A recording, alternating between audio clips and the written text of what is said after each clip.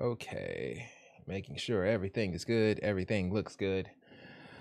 Okay, testing sound. Sound looks good. I am in focus, pretty much about as focused as I can be. Okay, all right.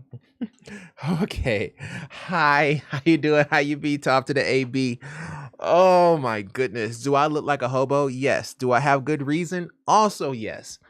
There is so much that happened. I cannot even begin to explain. I can, but I will. But first off, we should probably just get started. So what this channel does is we don't actually play video games per se. I guess we do. We kind of do, but it's not as much. Really, what we do is we troubleshoot video games. And that's pretty much what this content is about, what this channel is about. We try to help as many people as humanly possible. And, you know, we get some giggles along the way. My name is Anthony, or TheOpenForum. I do apologize for missing yesterday. I have a lot to explain of what just happened, and it's a gigantic story, but it's all computer related. So let's go ahead and get things crack-a-lacking. So where are we at on IGN? So we only have a couple of stories to actually get started with, because what happened is a little bit more important. So we'll start off with this one here. So Kirby's Dream Land Deluxe Edition, which is basically Kirby's Dream Land, which came out on like the Nintendo Wii in 2011, has just been released, or is about to be released, and it has a few extra features. So if you're a Kirby fan, you probably should get in on this. It's kind of an interesting one. I don't really see Kirby having too many. Well, I guess they had a couple of new games, but this one right here, it seems to be one that's pretty popular, plus everybody seems to like it. So I figured I'll let everybody know. It had a pretty good review. There's no point in reviewing it because, you know, it's kind of pointless to review games that have already came out. But yeah, just letting everybody know. Also on Twitter, this is an interesting one. So basically, the next Pokemon Presents is on the way. I don't know why everything is Nintendo today, but it is what it is. Tune into our official YouTube channel at 6 a.m. PST on February 27th for about 20 minutes of exciting Pokemon news and celebration. I have a new headset currently. I'm gonna switch it up again, probably knowing me, but this one stays on, so I don't have to keep waiting to press power for it to come on. So that's why I switched to it, but we'll see how it goes.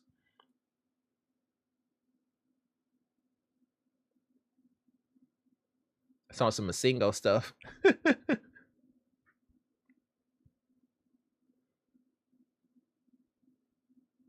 Why it sound like yellow? That's it? Okay. Okay. So that was very anticlimactic. I thought it was gonna be something special. All it is parades and Pokemon Day. Okay, you know, that's a thing. And for about 20 minutes of exciting Pokemon news and celebration of Pokemon Day. So that's probably gonna be interesting. I'm guessing they're gonna add some more characters. I didn't even get a chance to get what was his name? Oh, how did I literally forget the other frog ninja? It's not Toxicroak, but oh, I can't even remember. That's sad that I don't even remember his name. But the one that Ash had with the Greninja. I didn't get a chance to get Greninja, so I was hoping they would probably release him again so that I can pick him up. I was going to, and I had the Pokemon to actually fight Greninja, but whatever. But we'll see how it goes with the Pokemon on Twitter. Okay, now I have some time. Let me explain what exactly happened.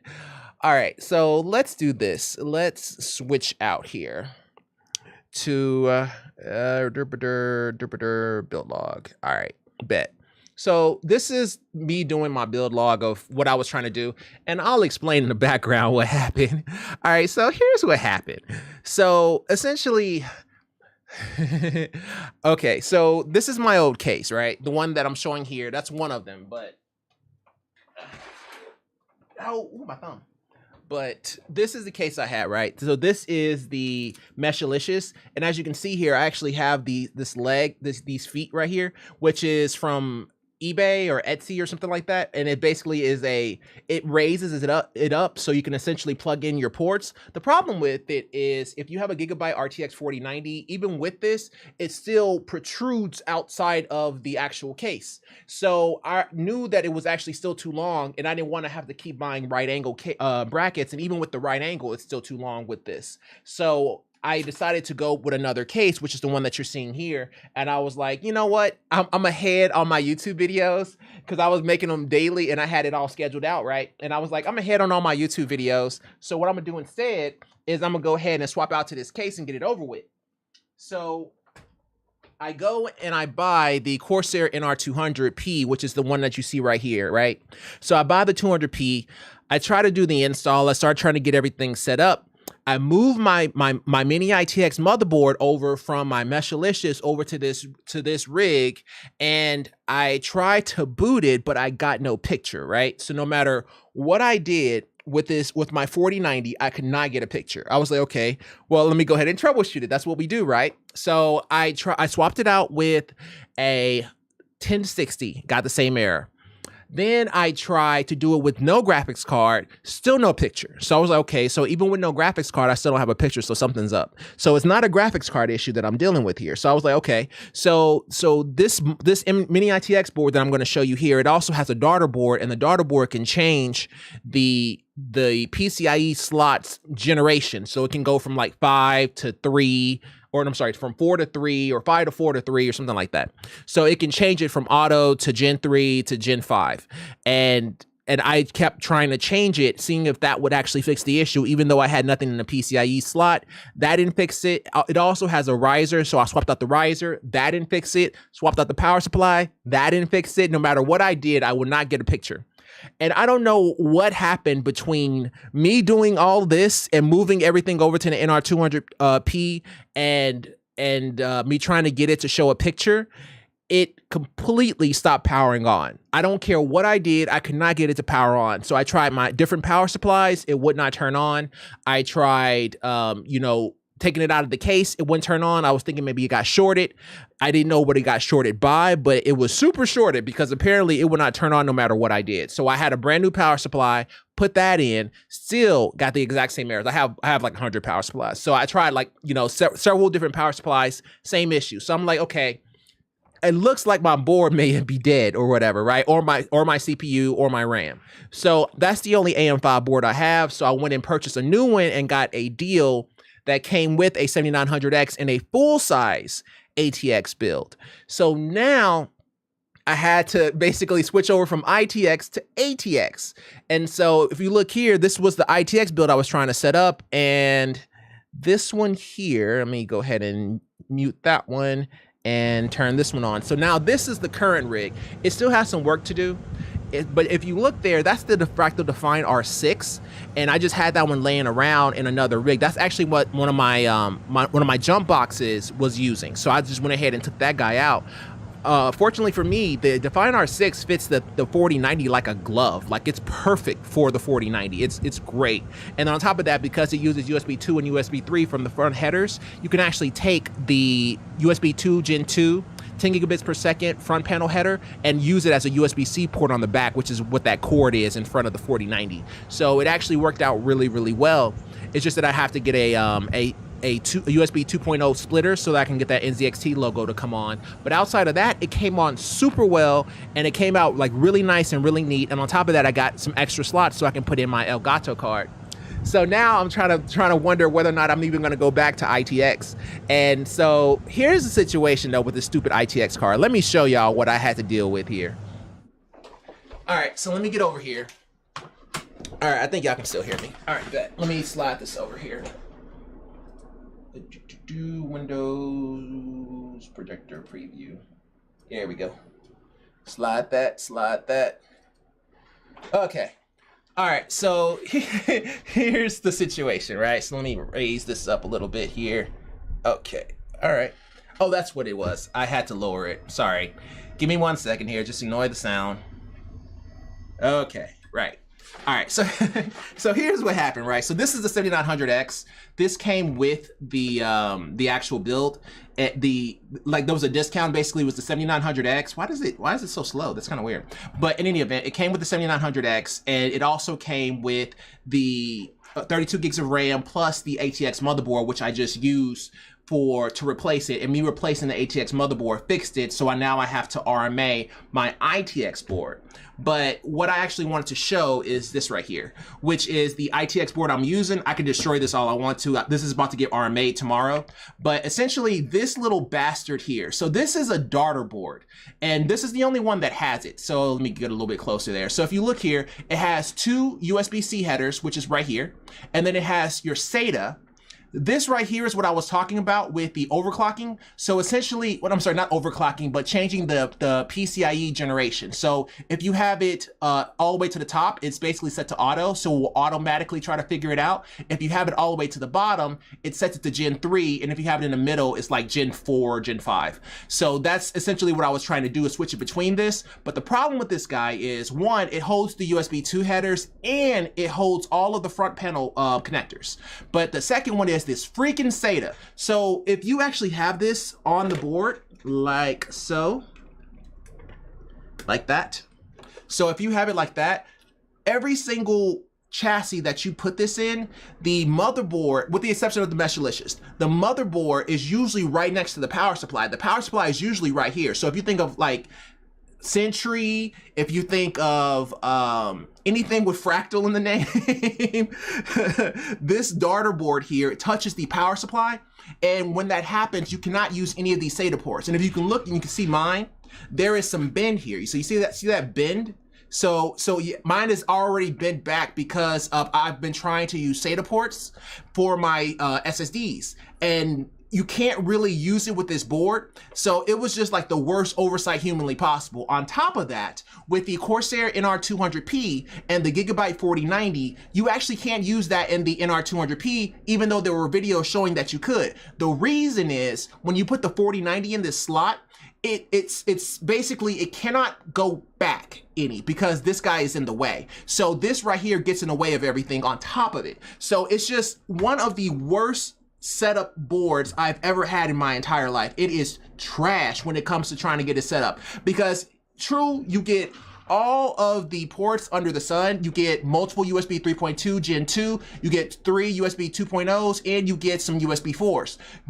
Great IO in the back. But the problem is, even having this, you lose SATA. Like, why would you do that just so you can lose SATA? And it drove me insane. I hate this board, but at the same time, I have to RMA it, so I'm gonna create a new build and we'll be along, because I have the 7900X, have 32 gigs of RAM, and then when I get this back, I'll have the ITX build back. So we'll do another build in the future, but that's what happened.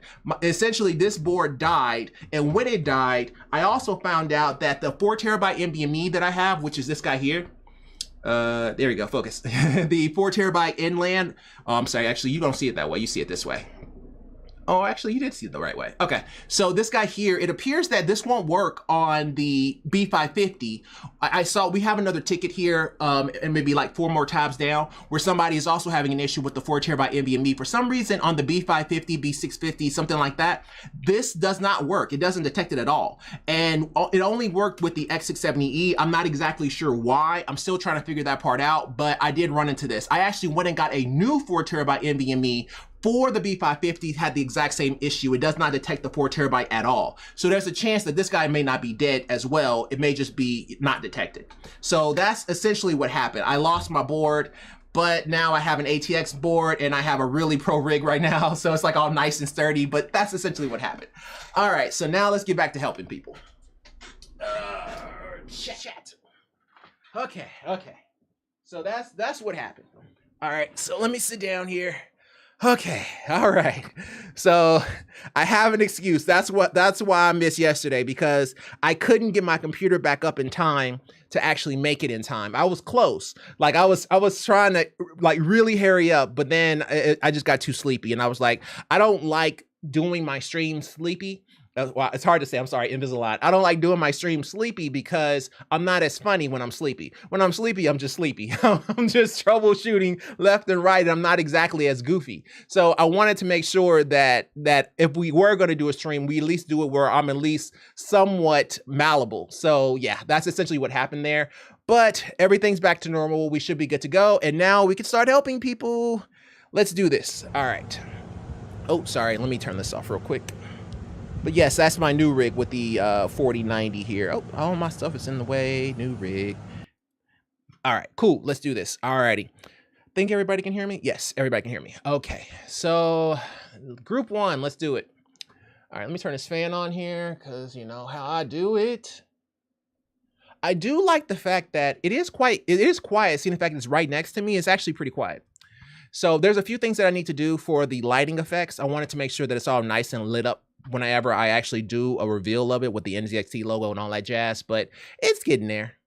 Hey, yo. Hi. How's it going? Pixit? Okay. I was looking at it from the small screen and I didn't see it on the big screen. Okay, yeah, Pixit. Hey, what's up, homie? Alrighty, so group one, let's help some people. We need to help at least 30 people because I feel bad. It's like I owe myself. We didn't help anybody yesterday, so now I want to at least help 30 people. Somewhere in that area, somewhere between 30 to 50 so we can make up for yesterday. So yeah, let's get it popping here. Most people get it mixed around. Pixel, yeah. It was hard because I was looking at it from the small screen instead of looking at it up here where I normally see everybody's names and stuff. So it was a little bit difficult. So sorry about that. All right, let's get it popping. PlayStation. So we're going to start with PlayStation first. I'm down. Sound while using PS Remote Play. Where's the PlayStation? Let's turn that on and get that ready. Sometimes when the downstairs TV is being used, I'll play on my PC upstairs via PS Remote Play. When I first started using it, when I plugged my controller into the USB, it switched the sound from PC speakers to just the controller speakers. From PC speakers to just the controller speakers, right? So switch the sound output via the control panel and that sorted that. Or so I thought. I now only get sounds through the PC speakers with no supplemental sounds through the controller. Is there a way while using remote play to get the sound from my PC speakers and the controller, like when playing directly on the console, or is it just one or the other? I'm almost certain it's one or the other, but let's see here. Are you on PlayStation 5? PlayStation 5, you're on. Okay, cool. So with remote play, I think I can show this because I think I do have remote play set up, but with remote play, if we go to the settings and we go down to sound here, let me grab my headset so I can hear. All right, so sound, when you're looking at the audio output and you're choosing the output device, and you can actually have it set to multiple devices here, output to headphones, and then you can also output to the speakers. But whenever you have it set up with the remote play, it doesn't really give you those kind of options. Whenever you have the remote play, let me see if I still have it on this phone here. It may have been only on my, oh no, I have it. Select the last console, this one. All right, just give me 1 second here. Oh, I gotta log in. Of course I gotta log in. Give me 1 second here. We may not need to do this to answer his question. Do that. And I don't know. Okay, hold on 1 second. 1 second here, Nor. Come on now. Oh my God. All right. So do that. PlayStation. Sony? There it is. All right. Alrighty, I'm logging in. It should take over here right now. Or not. Okay, well, forget it. I'm not even going to. Whatever. For some reason, my remote play won't work, but essentially it looks like this. So make sure that's nothing showing. All right, bet. So essentially, you choose your PlayStation right here, and whenever you actually connect to it, it'll actually display on your screen exactly what you're looking at on the PlayStation, but it doesn't really give you options to change it so that it outputs to multiple devices. I've never seen that as an option whenever I was using remote play. So a really annoying workaround would be the voice maker, but that's a lot of effort and potential trouble for just control speakers. Yeah, there are some third-party options, but they all suck. It's kind of like I think the Xbox is almost the exact same way with this remote play, where the options are all just really annoying. So for this one, I don't believe there is a first-party way around this. It's pretty much just one or the other. However, you can use something like Bluetooth headphones on the PS5. Let me see if that would work. Bluetooth headphones on the PS5 plus output of remote play to the speakers. That should work. it'd be almost it will be something similar to that. Well, no, he said he wanted speakers though. Yeah, that may not work. However, you can use something like Bluetooth headphones on the PS5 if they have range. Well, no, because at the same time, if they're Bluetooth headphones, you can just plug it into his phone. Yeah, that's not gonna answer it. It's pretty much just one or the other. However, why does he want speakers? Let's go back to that real quick again. He wants, I only now get sounds through the PC speakers, but no supplemental sounds through the controller. Oh, okay. So it's on the downstairs TV. Okay, I got you. Okay. However, it may be better for you to use a Bluetooth. Let me think about that. I don't think some speakers won't, I mean, some TVs won't be able to connect. So he would have to do. So when I think of headphones, the first thing, okay, so my first pair of headphones were the Turtle Beach PS5. I think it's called PS5. Turtle Beach PS5. Don't have me date myself. Yes, the let's see. It was one of these, but it was a Turtle Beach, something with the 5 in it. But essentially what it did was on the back of the base station, it had an SPDIF out so that you can plug it into your television. So basically all you had to do is pick up the base station and move it from one room to the other. And so you can always use that same pair of headsets. But nowadays it's kind of hard for you to get SPDIF, and then certain TVs may not even have that anymore. They just have an ARC, which is HDMI. So now you can't even really use it properly. So it really kind of depends on this television. So yeah, I would just go ahead and just leave it at that, because all of these options will be depending on the TVs. It's pretty much just one or the other. There is a possibility for Wi-Fi headphones that can move with you upstairs and downstairs, but that's about it. Yeah, because if we go too far on that one, let's see what he says. If he asks questions, we can kind of point him in the right direction. But a lot of that depends on the television, because I've seen televisions that don't have SPDIF anymore, and they only have HDMI 1 ARC. And those guys, you can't even hook up with SPDIF, so you can't even hook a headset on even if you wanted to. Now, there are some that will have Wi-Fi, and you can actually set up connections with Wi-Fi. There's so many different ways to play it, but it really kind of just depends on the situation, the TVs that we're working with. But yeah, with remote play, you just kind of either or on that. But okay, cool. PlayStation, got it. Alrighty, so let's go ahead and go to the next one here, which is Hogwarts Legacy, which we have. So Hogwarts Legacy or Last of Us PS1 or Last of Us Part 1 for the PS5. Oh, this is a question. Well, I know there is no comparison. Ain't that the truth? I played Last of Us Remastered 6 years ago, and I was thinking of buying the remake on PS5 and enjoy the game again.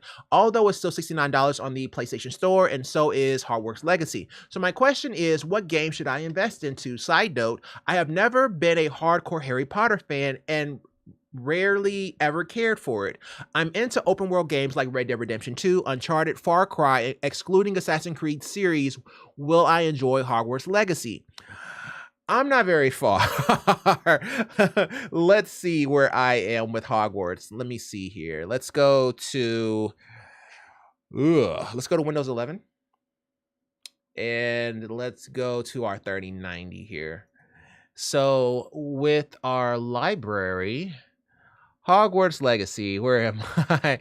Okay, I'm at 12 hours, but okay, you have to understand, of that 12 hours, 10 of them were asleep, okay? So really it's like 2 hours with 10 hours of sleep. So yeah, I haven't really gotten that far into Hogwarts Legacy. I haven't even left anywhere. I'm still kind of at the academy. So for me, I like it. It's very RPG-esque, but I don't really have enough information to be like, okay, yeah. I mean, Last of Us Part 1 is really good. So, you know, it's kind of, but I don't know if Last of Us Part 1 is $69 good if you already played it. That's a little steep, man. I don't know about that one. That's a little bit much. So let's go back to him and let's answer it this way.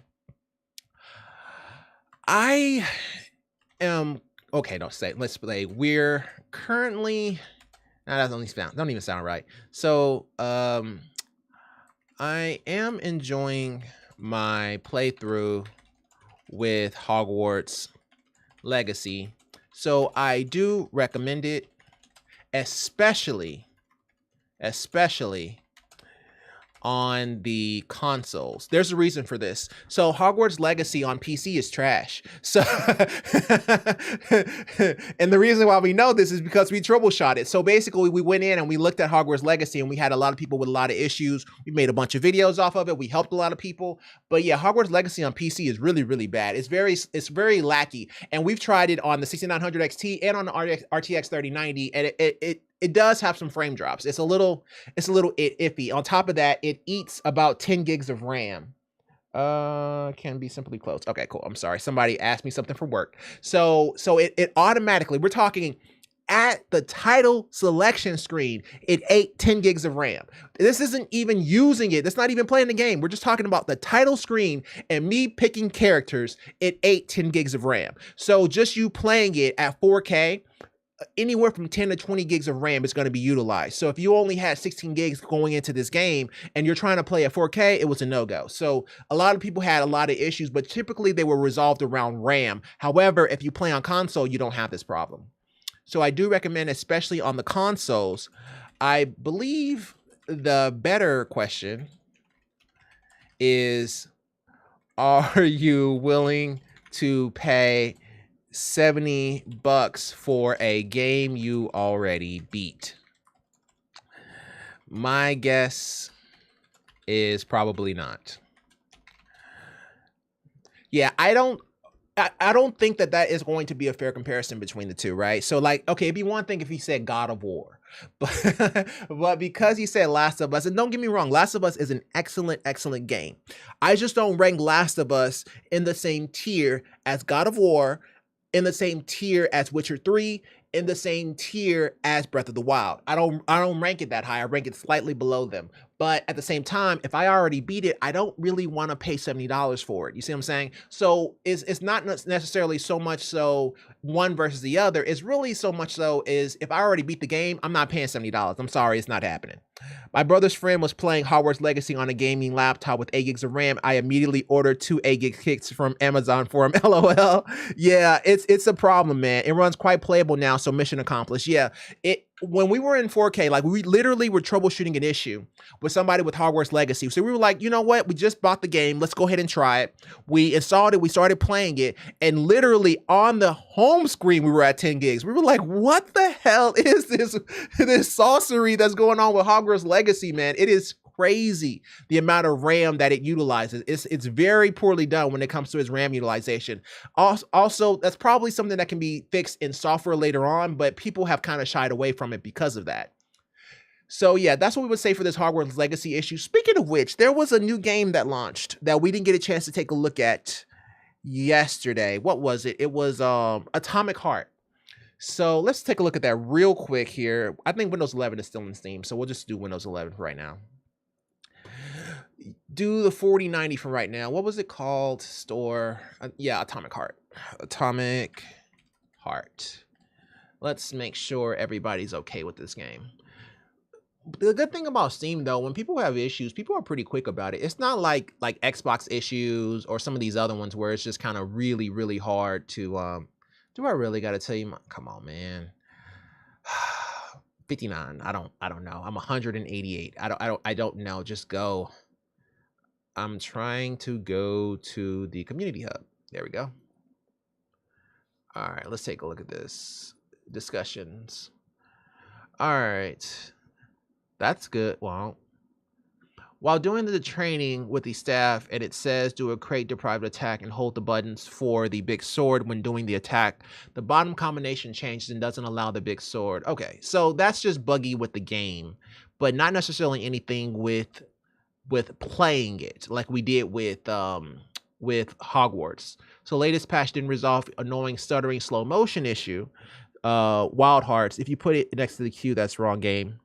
Oh, it's Wild Hearts. I'm so sorry. Yeah, there's Wild Hearts and then there's Atomic Heart. Why did I click on Wild Hearts? Atomic. Even though Wild Hearts did just come out, but Atomic Heart is what I was looking for.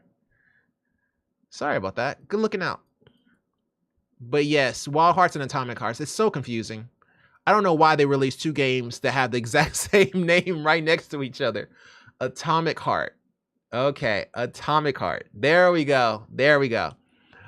Okay. But yes, but Wild Hearts actually did have a pretty decent launch, but some people weren't liking it. It was a little laggy, but neither here nor there. With Atomic Heart, no RTX, no buy. Okay, so this was a whole situation with it not working properly with RTX and what was it? It was like DLSS or something.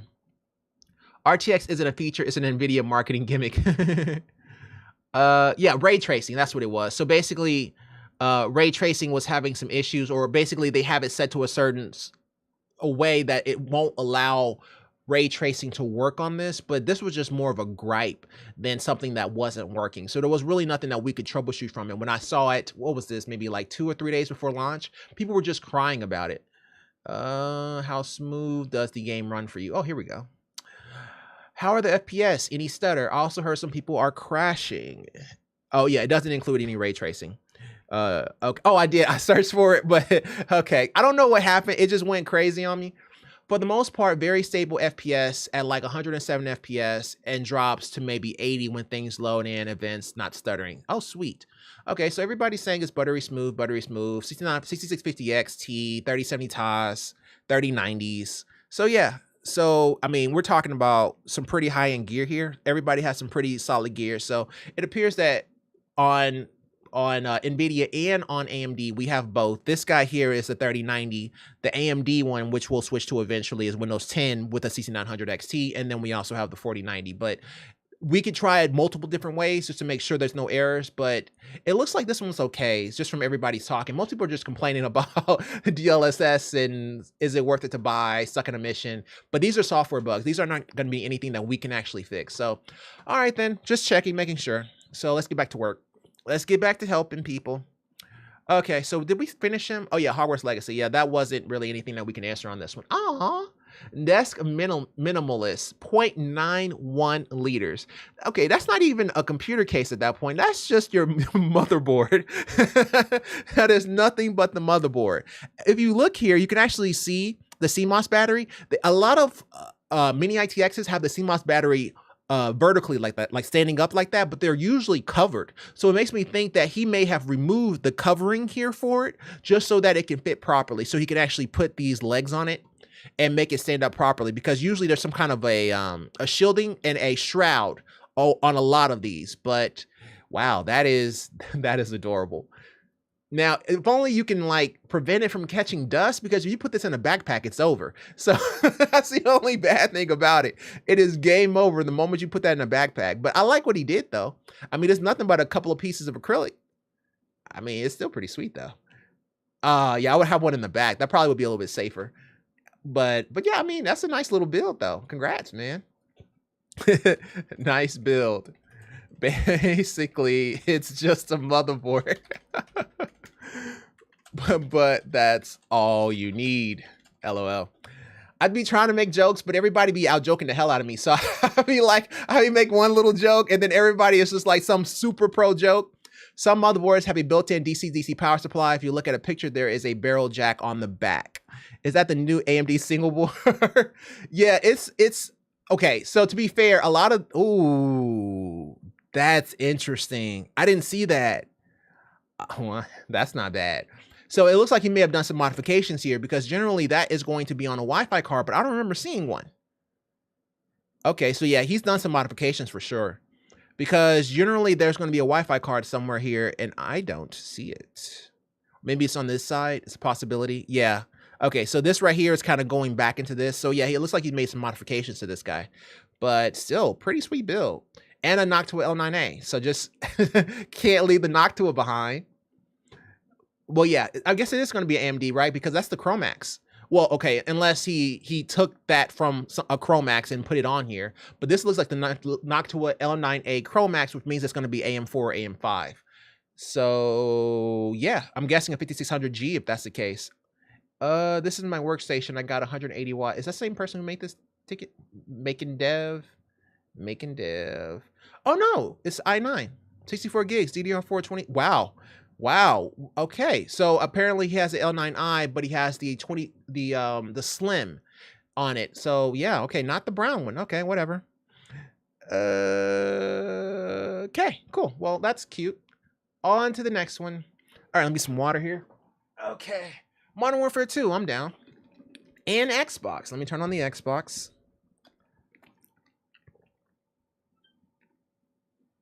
All right. Accessing Modern Warfare 2 without owning the game. What?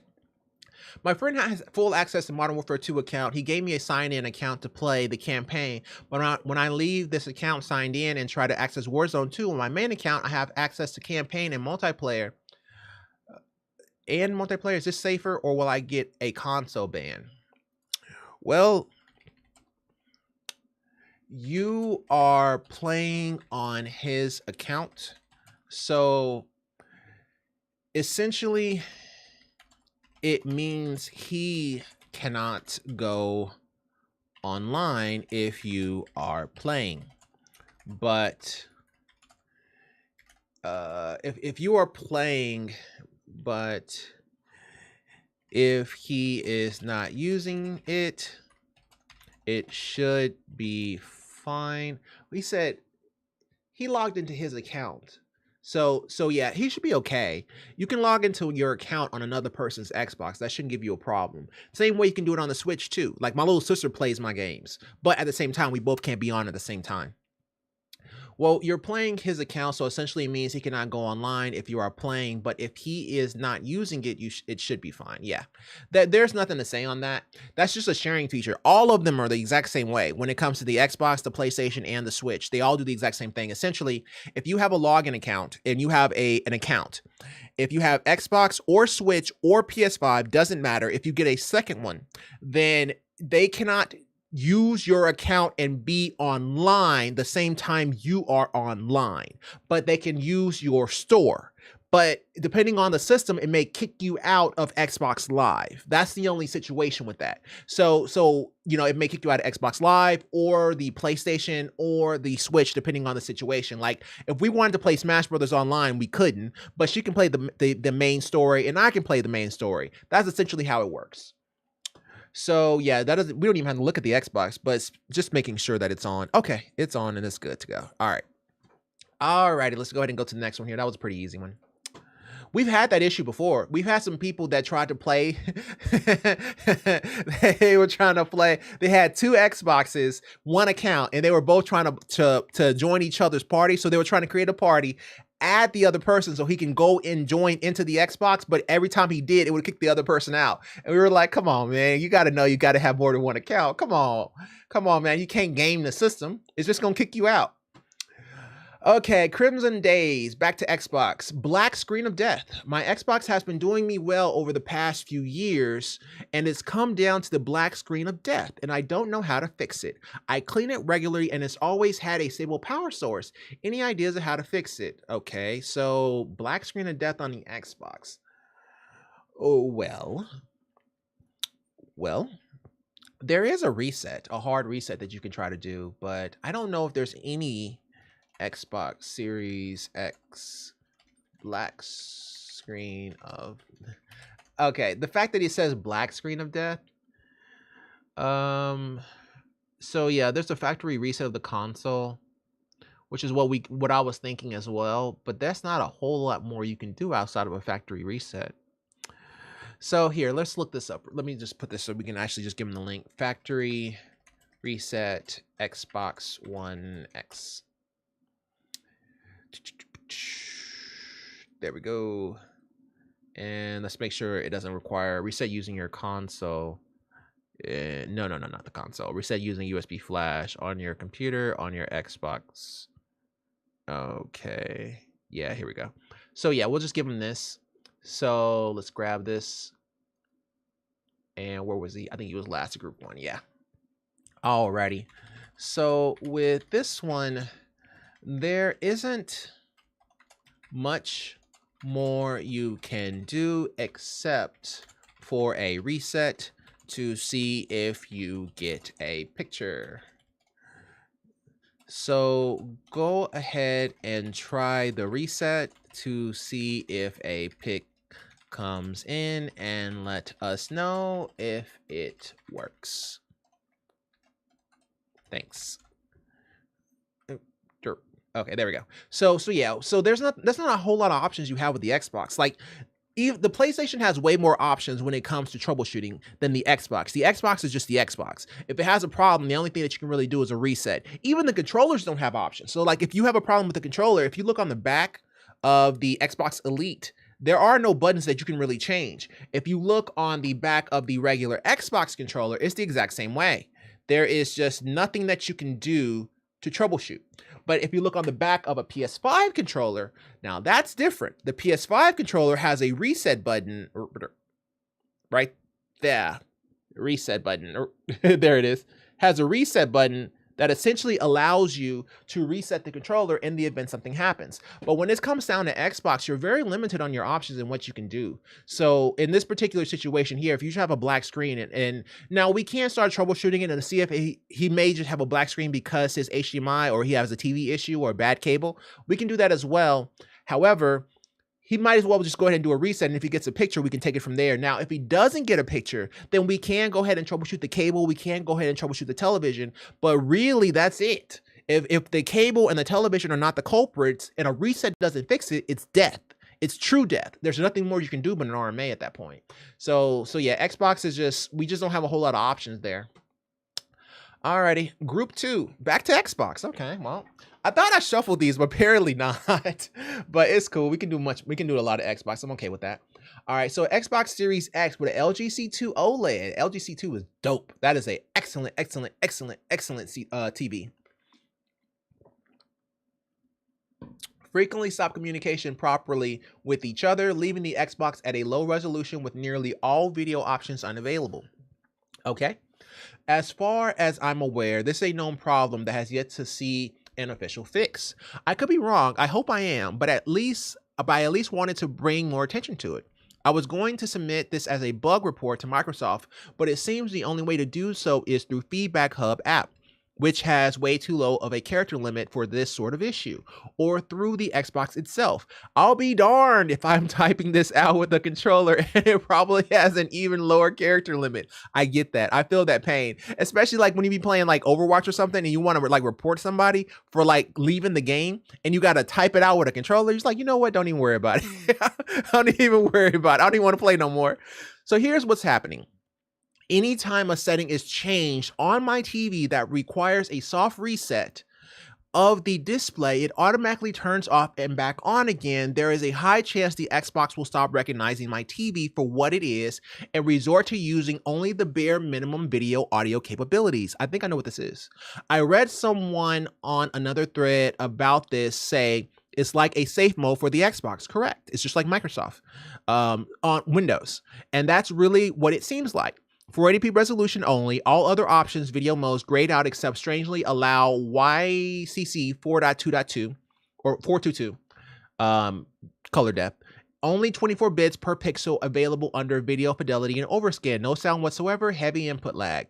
The settings on the C2 in question are those such as HDR select mode, GC FreeSync, VRR toggles, aspect ratio, digital sound output, and eARC support that refresh the display when toggled. And yes, even audio-related settings have an effect here. To fix the problem when it rears its ugly head, low resolution head, I basically just toggle through various combinations of the above mentioned settings and hope for the best. Primarily, I use G-Sync FreeSync toggles as aspect ratio selection and eARC support settings.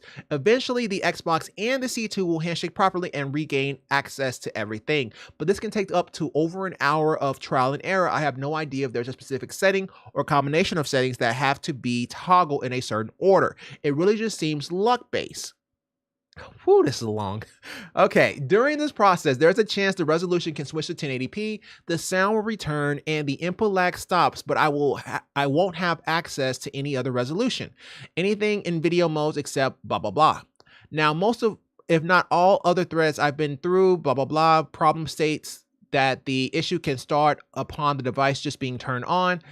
I want to believe that if anyone has any input, yes, Jesus Christ.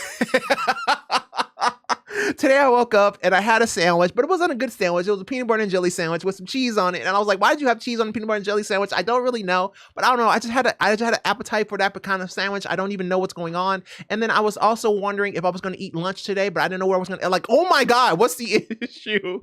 All right. So yes, we've had this issue before. We've had somebody with something very similar before. So let's go to, it was Xbox, right? We're still on Xbox. Yeah. So in Xbox, there is a setting. And I'm going to have to go through here to remember. Maybe we'll go on the first try. No, it's not that. It's power options.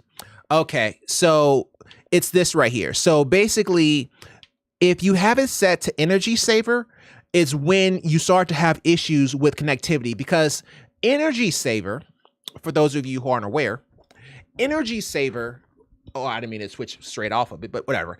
Energy saver on the Xbox is equivalent to power save mode on Windows. So basically, the HDMI port, as well as Ethernet and other inputs, tend to go to sleep when you have power saving mode turned on. So you always want to have that turned off if you have it going to certain televisions that also have sleep features on their HDMI ports. So generally, whenever they're trying to do a handshake between each other, one is asleep and one is awoke, and they try to communicate, but if the other one is not responding, then it's not going to work. So eventually, if you keep toggling it, it will wake back up, and then that HDMI port will wake back up. But there's no way to turn off specific power options within the Xbox itself. You only have to switch between shutdown and what was the other option?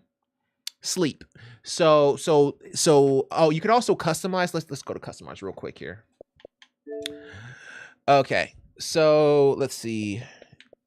TV and AV power options. There is HDMI CEC. Kernel console turns on other devices, turns off other devices. Other devices can turn console off. Console sends volume. Command switch TV input. So yeah, you can turn this on. For the LG C2, I think it does have this feature, but that's not really the point. The point is he may have to go into some of these settings to try to work it, but I just want to make sure that he doesn't have it set to shut down energy saving. And I think that that's probably going to be where his problem is going to lie, if not HDMI or whatever. But we'll go ahead and treat it like that and just kind of come back to it. So let's do this here. Let's work them. So for this issue, for this issue, where was it? For this issue in general power options. That's not where it's at. Is that where it's at? Yes, it's general power options. Okay, settings, general power options. Got it. All right. So for this issue in settings, general power options, be sure it's set to shutdown. It was shutdown, right? Be sure it's set to sleep, not shutdown. Be sure it's set to sleep, not shutdown. Be sure it's set to sleep, sleep, not shutdown, as shutdown behaves exactly the way a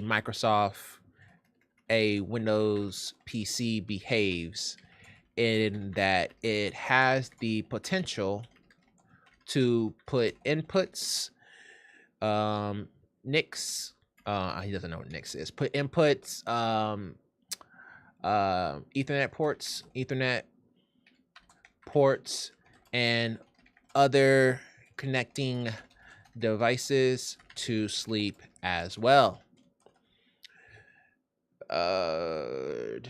There are also some advanced options you can investigate to see if it helps while there.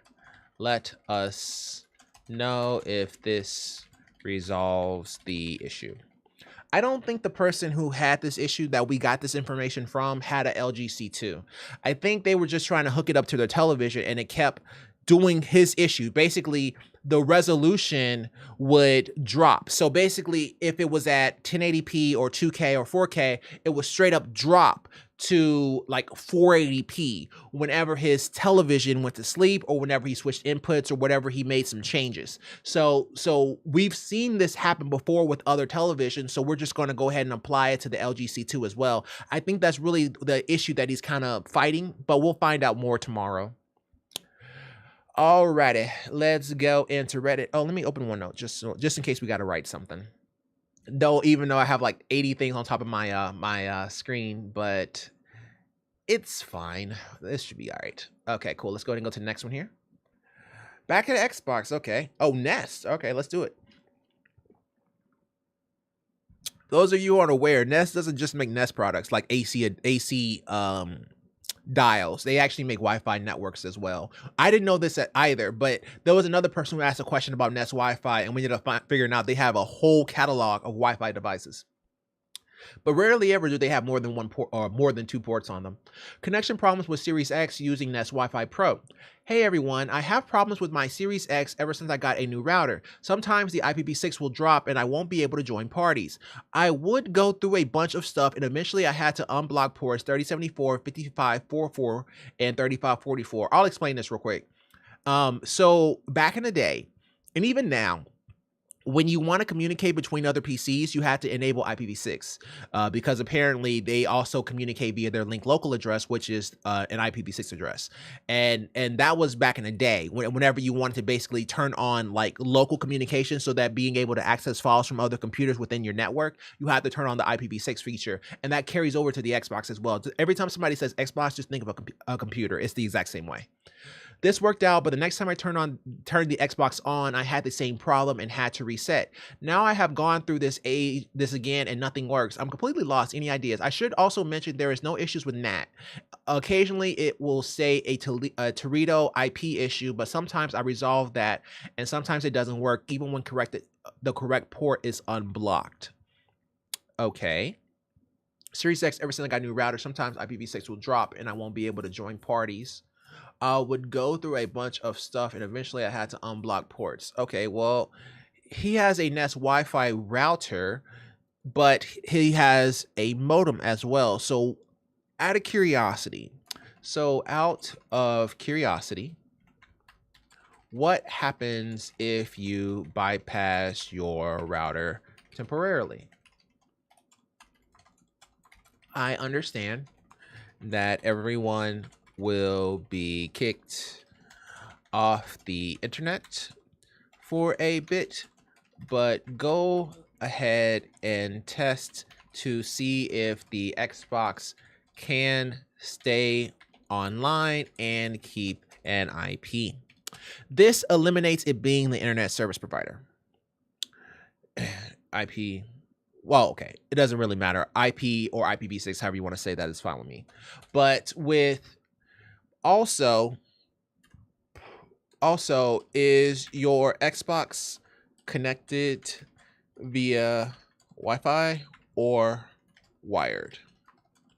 If it is on Wi-Fi, go ahead and connect wired to see if it makes a difference. Actually, you know what? Let's swap these. Control X. So we want to do this one first. If it's Wi-Fi or wired, if it's Wi-Fi, try wired and see if that helps. Also, you know, if it's blocking ports, typically after a reboot, it should not actually come back up and then allow those ports. So we can go ahead and tell him that he may want to do a firmware update, but this is the last thing we'll say because we want to make sure that he actually goes through all of them. Also, you may want to try a firmware update for the Nest router to see if it makes a difference. So we'll go with that.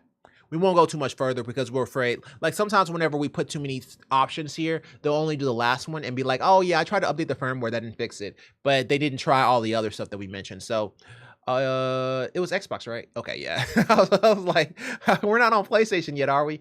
Alrighty, that was another Xbox one. Ooh, 13.6 liter custom ITX case with an NHD15. An NHD15. Oh, my poor 3090 down here. it looks like it's going to die. However, I do like that they have the extra fan here, pulling some air onto the phase modules. Oh my goodness, I'm sorry, there was motorcycle out there. So blowing some air onto the phase modules as well as the MEMEs and your RAM, stuff like that. So that is actually really good. But the fact that you can actually fit an NHD 15 in this case is cray cray. So it's a concept. So they're trying 13.6 liters is pretty big though. But at the same time, an NHD 15 is also pretty big. So I get that. Wonder what kind of graphics card can it fit? It looks like that's just like a, well, that looks like a temporary card, but it looks like it can fit up to like a 3090. It looks like it's only 2 slot though. So most people probably will kind of, well, yeah. See, that's a little, it fits exactly in this case, not sticking out, but with no room to spare. Yeah. Those 2 slotters, man. It's the Dan Case A4 SFX all over again, which is this guy here. Dan Case A4 SFX. This little bastard. I don't know why people are selling on eBay. You can still buy this. But essentially, this guy here, because it's a 2 slot, the highest card that you can have in it is the 3090 XC3. We already did him. Okay. So 6. But of course, this is actually much wider because you can only fit up to 37 millimeters in that SFX case. But this right here, in order for it to fit a Noctua, we're talking 100. Like it's very thick case. So that's a big boy. I'm saying, because look, you can tell it's thick because he has an SF600 and he has it mounted the horizontal way. That's a big boy. So that boy has been drinking some milk. Looks, oh, I don't even know what to say on this one here. Looks like the perfect briefcase. Grats. Always want to boost somebody. Don't really want to bring anybody down. It looks, it's a little chunky, but at the same time, you know, but the fact that it can actually fit a Noctua is pretty sweet. But at the same time, if it could fit a Noctua, most people will kind of want liquid cool it at that point. But like, okay, well, if it can fit a Noctua, you might as well go the whole way. Why would you stop halfway? You're already at liquid cooling. Just go ahead and throw a 120 millimeter radiator on that bad boy and call it a day. But yeah, what did everybody else say? Somebody say anything funny? This is neat. Okay, okay. So I'm not as corny as I thought I would be on that one. Okay, I grabbed this, even though I don't have a VR2. I kind of wanted to see if maybe I can help.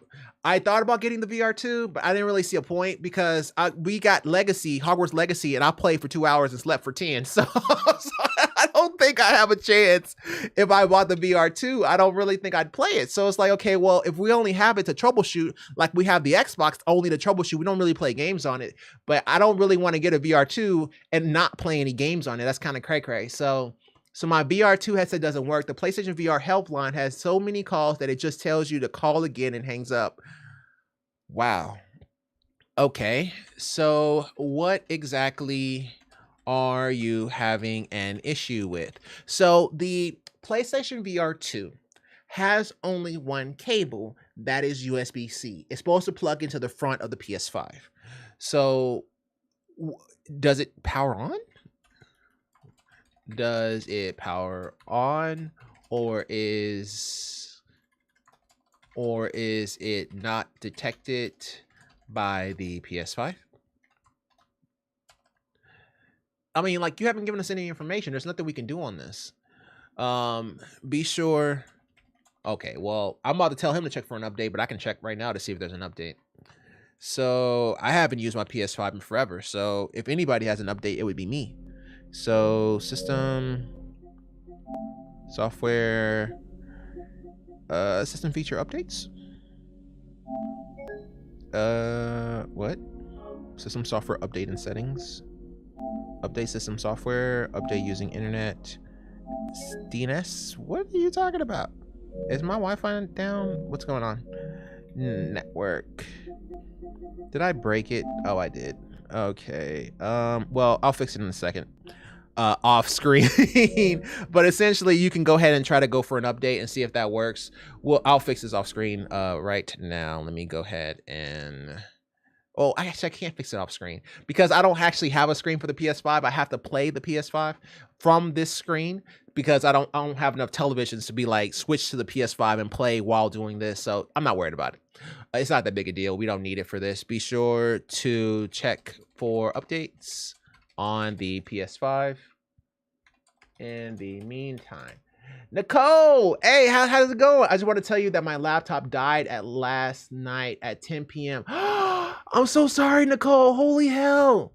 So what? Okay, did it did it die while trying to do a scan? Because if so, then that just means that you may have a bad hard drive, or does it not even boot? So let us know your definition of death. Like, how bad is it? Be sure to check for updates on the PS5 in the meantime. Yeah, we'll go with that. There's nothing we can do. You're not gotta at least be specific on this. The PSVR 2.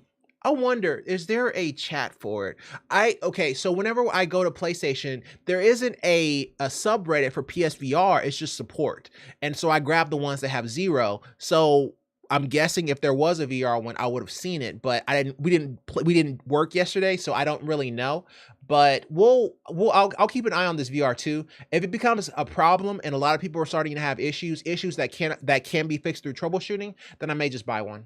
It really kind of depends on the situation. It boots, but it was flickering at the Dell screen.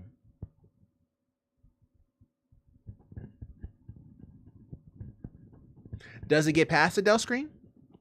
Or does it just die there, or just shows a black screen, or what? Let me know what happens, because that may not actually be, well, it may not actually be dead.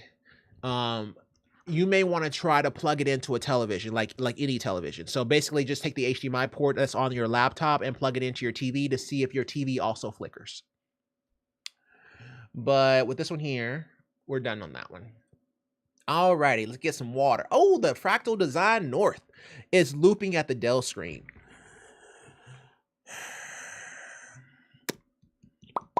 So if it's looping at the Dell screen, then what you would want to do is in the BIOS, you want to actually do a reset of your BIOS settings to see if that makes a difference. You would have to look up your laptop just to get the proper instructions, because it differs depending on the laptop. Some laptops have the option to clear CMOS in the back of them, and some of them have it in BIOS. So I would actually just, look up your laptop and look up clear BIOS.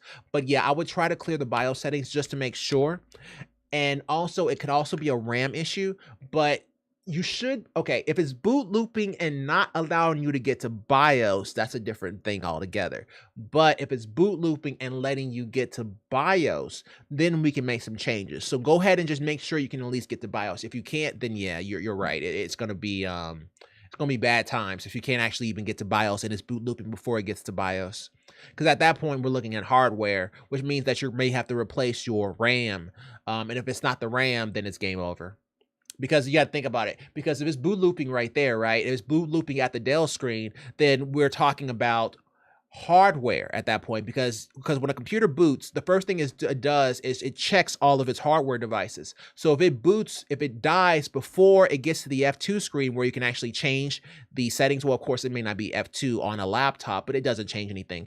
If it dies before it can get you to BIOS, then that means there's a hardware issue. But the only hardware thing that you can change on a laptop that would actually affect this issue is RAM. So the only thing you can really do is try to replace the RAM and see if it works. If not, it's game over. So yeah, I would try that. Just making sure that you clear the CMOS just to make sure, but if you can't get to BIOS, then that's going to be a little different. So keep us posted. Hi, hello. I felt in love. Okay. This is what I get for reading word for word. I fell in love with the North case of Fractal Design. Yes, the Fractal Design North is lovely and it's made out of wood. And speaking of which, that's the reason why I want to keep the Define R6, because mine looks exactly like the Fractal North once you take off the front panel.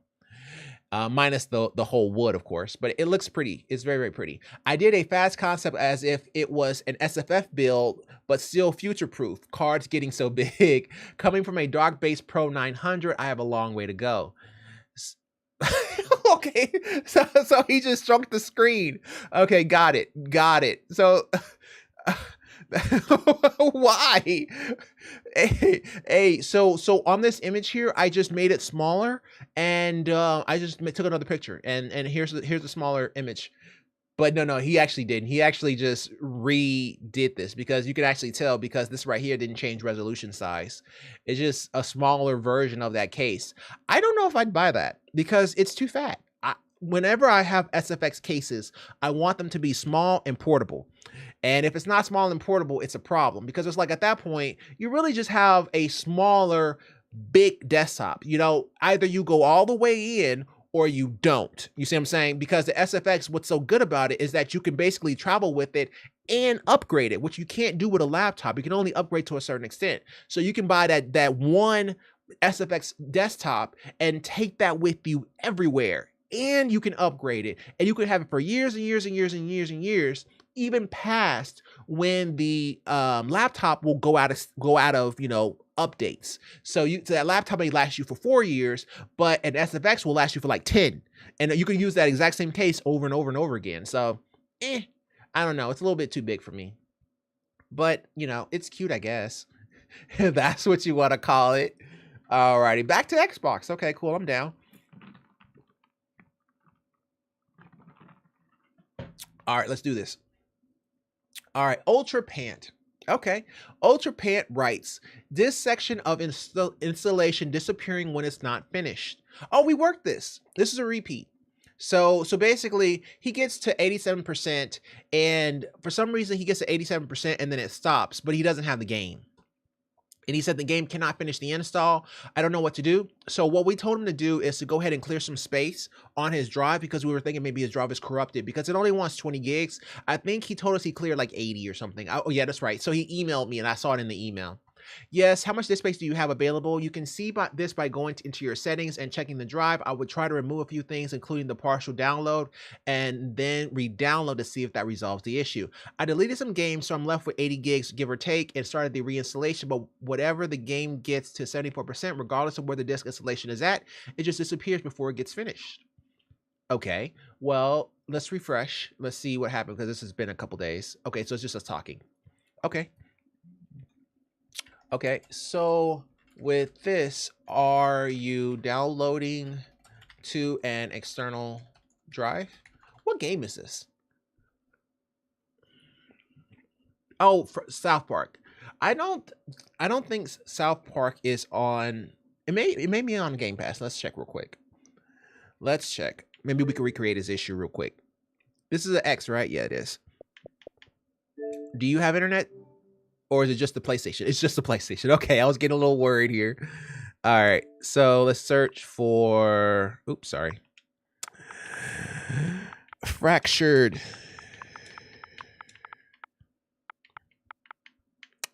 He was South Park Fractured But Whole. No. Okay, I was just checking to see if it was on the Game Pass, but it's not. I already beat this game, so even though it's an excellent game, I'm not buying it again. I just wanted to see if it was on the Game Pass, and if it was, that would be pretty sweet. We could just, download it and test it, but I'm not about to do that. If he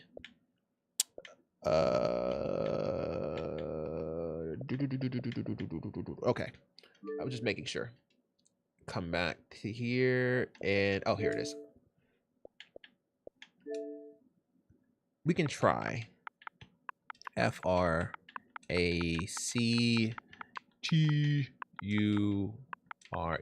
That's not a good sign. No, it's not. Okay.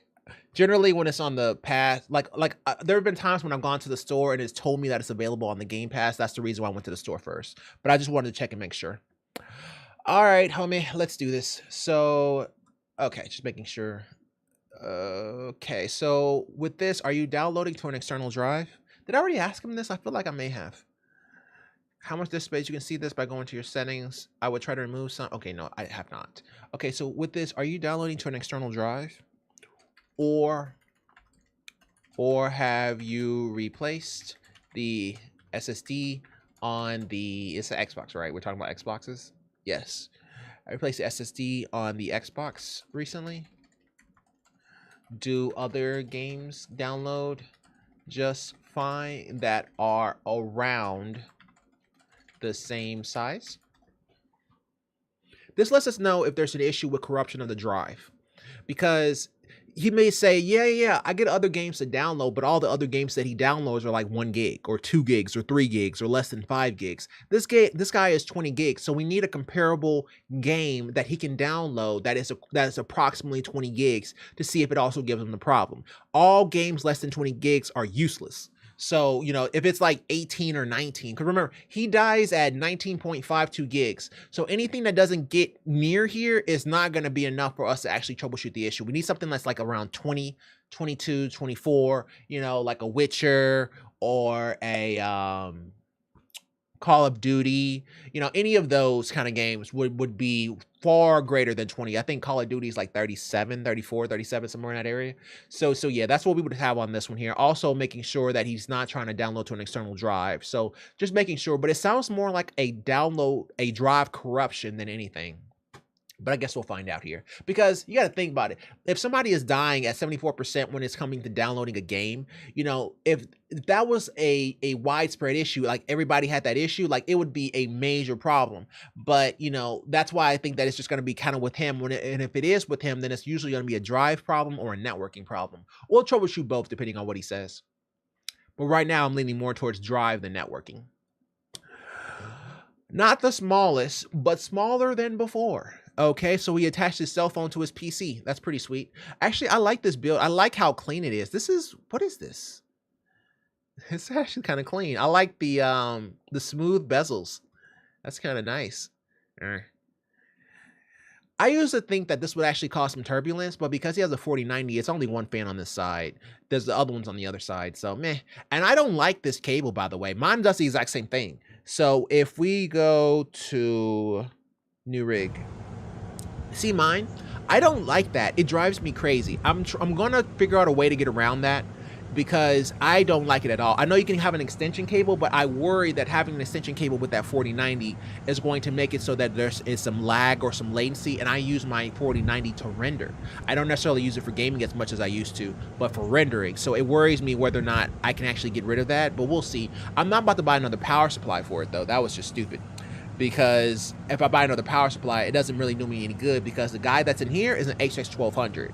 So you already kind of have the best of the best when it comes to the power supply on that. But let me turn this off and let's get back to it. But yeah, I used to always think that's turbulence, but I don't think you have that problem with only one fan on that side. That is pretty. That is pretty. I like these leafs, but they're so expensive. Like, it's like for 3 of them, it's like $200. It's like super expensive. But I would always want to try a leaf, but I'm getting ready to move at the end of the year anyway, so I didn't really see a point. But I like his build. His build is really nice. It's not like ours where we have like 80 screens because we have the chat, and then we have the lab, and then we have this right here, and then we have multiple inputs. But I mean, still, his is pretty sweet though for what he does. I like, what is this? It'd be dope if that was actually a computer case, but that's his router. That's a nice looking router though. Just like a networking savant talking about routers. What's the screen on the case? Looks cool. It looks like my cell phone. It's a 1080 by 480 touch panel from Keep Monkey. I mounted with double-sided tape. Thanks. What's the point of it though? Oh, okay, so check it out. So it's basically showing the temperatures and the readouts from his computer from looking over here. That's pretty cool. But you know, there's also a program called MSI Afterburner that does all that for you in game. Like, you don't have to do that, but still it's pretty sweet. And I like the double-sided adhesive. Like, you can't even tell it because it's not like bowed out or anything. So that's actually pretty sweet. Looks great. What's the mic arm you have? What's the chassis you have? He has a mic arm? Oh, yeah, check that out. That's a very different mic arm. Actually, you know what? Speaking of mic arms, if you actually want to get one, I recommend the Blue Yeti mic arm, because it's not for the Blue Yeti. It's because it can actually hold up cameras. It can hold up any camera. Well, any non full-size DSLR, so like no Nikon, no Canon. But if we're talking about like Sony type cameras and smaller than Sony type cameras, it can hold them all up. So yeah, if you ever wanted to get an arm, I recommend the Blue Yeti. I think it actually is called Blue Yeti Control Arm or something like that. But don't use it for the Yeti. You use it for your camera. Alrighty, Track X. So FedEx, got it. All right, Trackers, let's do this. This is a repeat. Trying to enable dual stack on Fritzbox 7560, need help. Okay, I remember this. So this guy, I didn't know what this was, but we looked this up. The Fritzbox is a it's like a printing system or whatever, and you can daisy chain to it. So it has a master and it can have multiple slaves and basically actual computers that you can daisy chain and have more of them set up. But I think his issue was he did not like the way they were connecting up. They had to connect up via Ethernet, and he was daisy chaining them via Ethernet because they only had like 2 ports on the back. So he was trying to figure out there was a better way, but we were actually comparing it to Stackwise. So I can explain this. So if we go to, okay, well here, I can just draw it. Let's just do it that way because it's easier to explain. So, turn on. Are you on? Oh, there it is. Let's see if my actual tab, I don't think it may work because we have a new computer now. Crap. I think that is the case. Well, okay. Well, we may not be able to do that right now because, yeah, I had to swap out my computer. All right, whatever. Whatevs. Actually, you know what? I can actually still probably do this. Maybe. We'll try. We'll try. All right. So let's say you have, okay, yeah, maybe I can. All right. So essentially he has multiple, don't worry about what the name of them are, but they're essentially like printers. And essentially on the back of these guys, there is Ethernet and then there is a serial port. It looked like a serial port. It's kind of hard to tell because the pictures didn't tell us a whole lot, but it looks like a serial port. And essentially what they were doing was they had multiple Ethernet ports, and essentially he had one going to this one and one going to this one and one going to the next one and so on, right? And then he had serial ports, but he only had one serial port, right? So there was a serial port here, here, and here. And what we were saying was that he was trying to figure out there was a way to not have to daisy chain it like this. And we were like, no, there's no way to do this because there's only one serial port. So what I was actually referring to was a method called Stackwise. And Stackwise, what that means is it's basically when you have multiple switches and you basically treat it as one. But in order to run Stackwise, it's actually like this to here. And then from like here to here, right? So essentially it's basically from here to here to here to here. So you have to have multiple ports is what I'm getting at in order to actually run Stackwise. And that's essentially what you would need regardless of what you're trying to do. You would need something like this where you have multiple ports going in from one side to the other side to prevent failsafe. So that's what you essentially what you would need in order to create that, but we didn't see that. We only saw one serial port on each one of them. Therefore, it can't actually stack and actually go from one to the other. Whereas these guys have multiple Ethernet ports, so we didn't think it had a chance. So that's kind of where we left it. And turn that off. Okay, cool. Let me clean this out. This is actually easier than using the Wacom. Go figure. Who would have thought? I just see you use my mouse from now on. We sit here being all fancy with pins and stuff, and there was no point for that. We could just use the Wacom. Okay, so had to look up what a Fritzbox was, LOL. So here's the thing. So your ISP enabled dual stack, which means you have, oh, no, I'm sorry.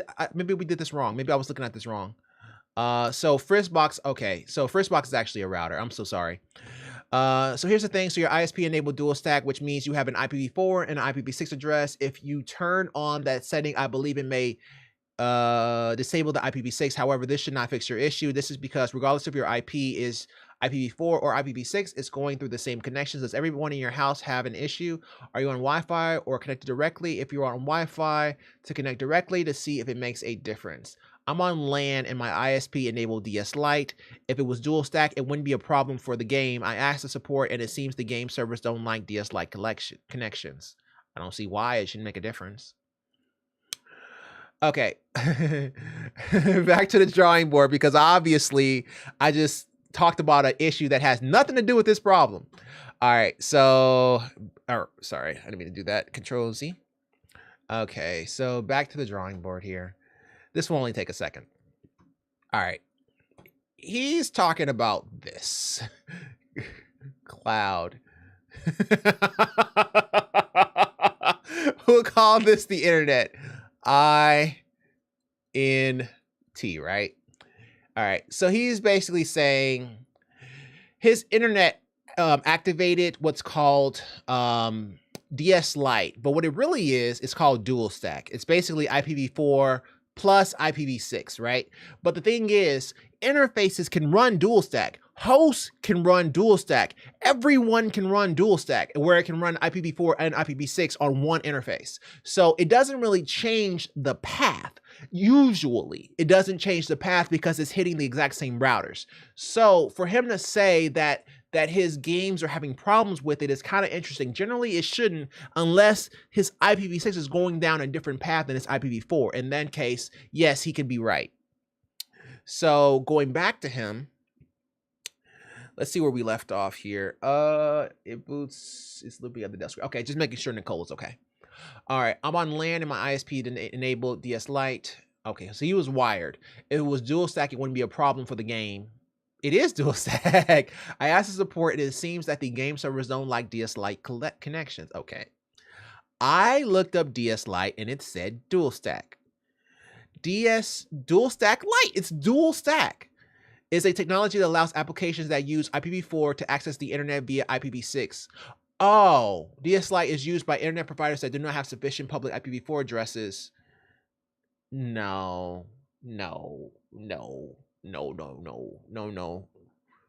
Okay. Maybe we have to ask. Cause okay, so there's we're going so far. I'm gonna bring it back. But there is a thing that's called NAT 4 to 6. What it means is you can take IPv4 addresses and NAT them to an IPv6 address. I think that's what they mean when they say DS Lite. That could be what they mean. But originally, I thought he meant dual stack because that's what it says. It says dual stack Lite. I think I'm just caught up over the terminology because I never had DSL. So whenever I see dual stack, I know what dual stack is. But if maybe they're calling it something that it shouldn't be. So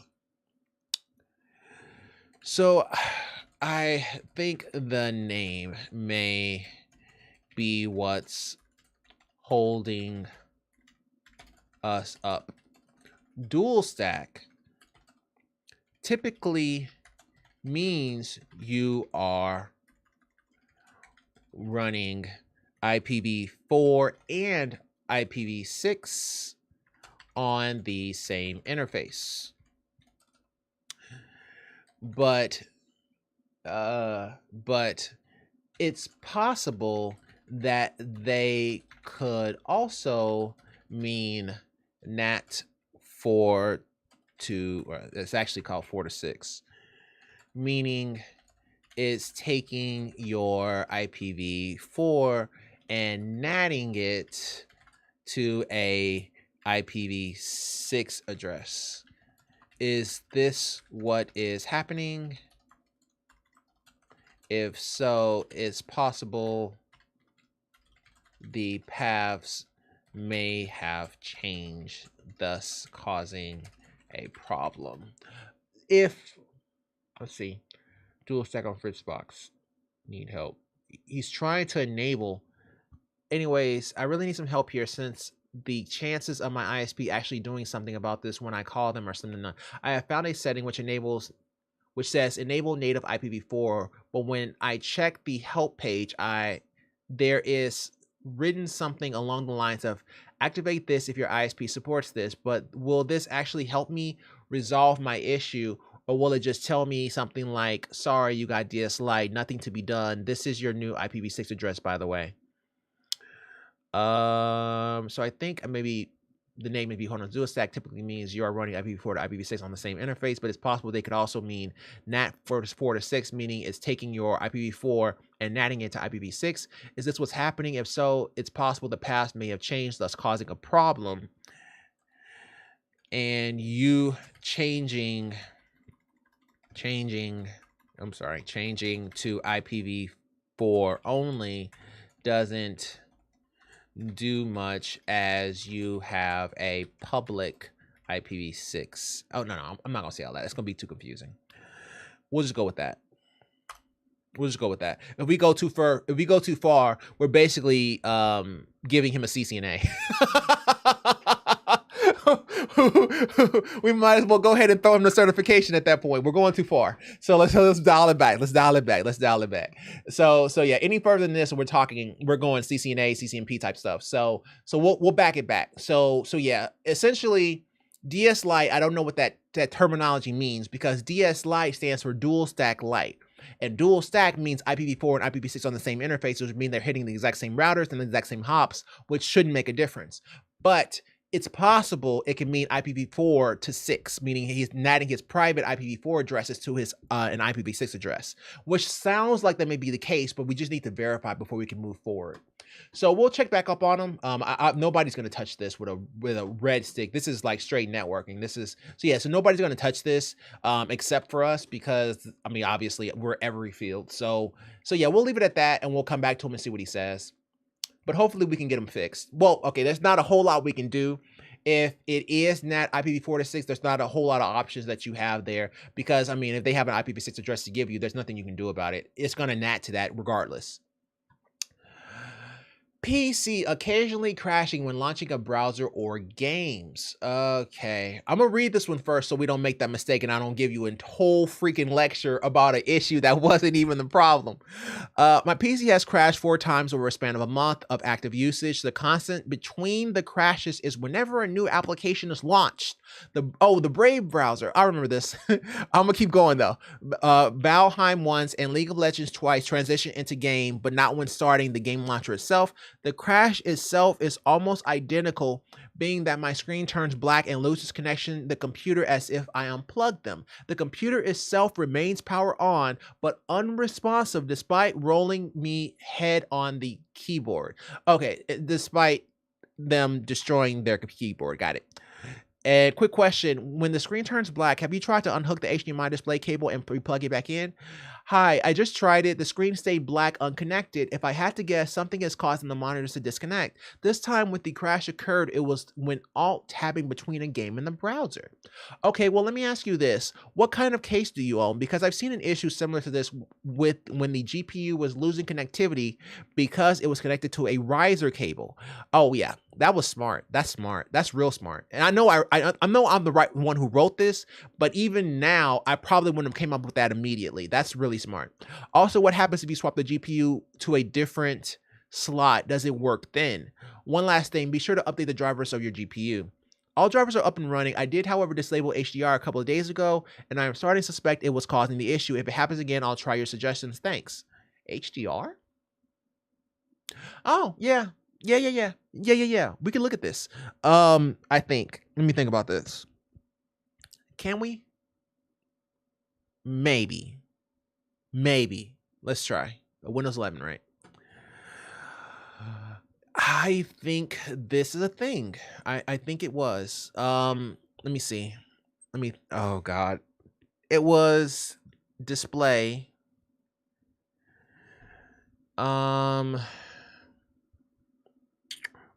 Yes, right here.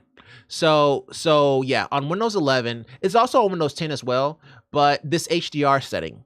So if they said they were getting a black screen, then there's a possibility that means that the device didn't support HDR, or maybe it was having issues with HDR, but them turning the feature off makes me wonder, okay? Because if it was on and giving them a black screen, it'd be one thing if it always gave them a black screen, but it appears there's some problems with HDR that they may be having with their graphics card and the television that they're using, because if you try to play any game and it starts to give you problems with HDR, even though you know it's HDR capable, then that doesn't bode well. That typically means that either you're having some connectivity issues with the cable that you're using, or the HDR may be having some issues or not supported on the television, depending on the situation. But yeah, that's what I was thinking about. I was thinking about the HDR option here. But typically, if you turn this on, all it's supposed to do is make your screen brighter. So yeah, it's kind of an interesting one. But for that to solve their issue, because if they have a black screen, it's yeah, I don't know. That's kind of an interesting one. I don't know about that whole HDR situation that they're talking about, but if you like it, I love it. We take assist trophies here. Okay. Keep us posted. I don't think it is, but okay. But, stranger things have happened, but it's rare. Like I can't remember the last time somebody asked us about HDR. It's interesting that I even had it as an option, but people don't really ask about HDR so often. And we do, how many of these we do a week? We do like what, like 200 cases, and nobody asking about HDR. It's usually Xbox, PlayStation, Switch, PC, Mac. That's pretty much how it works. And some cell phones sprinkled in there, but that's pretty much how it works. But it's rare somebody asks us about HDR. So for it to give it a black screen, that's kind of interesting, but we'll keep an eye on them. I'm sure they'll ping us if they have a problem. How much GPU sag is too? Oh my God. What am I even looking at? Jesus. Okay, did my phone ring? Let me just make sure. Or maybe I just got scared when I saw this. Oh, no. No, my phone. Okay, that was just everything in my house crying. Good Lord. Yeah, that's way too much sag. It's almost like, that's almost when you pull too hard on the 8 pins and you pull it down. Like, that is crazy. Man, should be fine. Okay, let's see who's funnier than me. That looks like a ramp, bro. Pretty soon it'll be a slide. Dang it! That's so good. God, I swear everybody on Reddit's a comedian. I thought mine was funny though. Mine is funny, but his was on fire. Haven't seen sag like this since I was a pool boy at a nudist seniors community in Florida. Jesus Christ. Card has more sag than the Film Actors Guild. Wow. Matt Damon.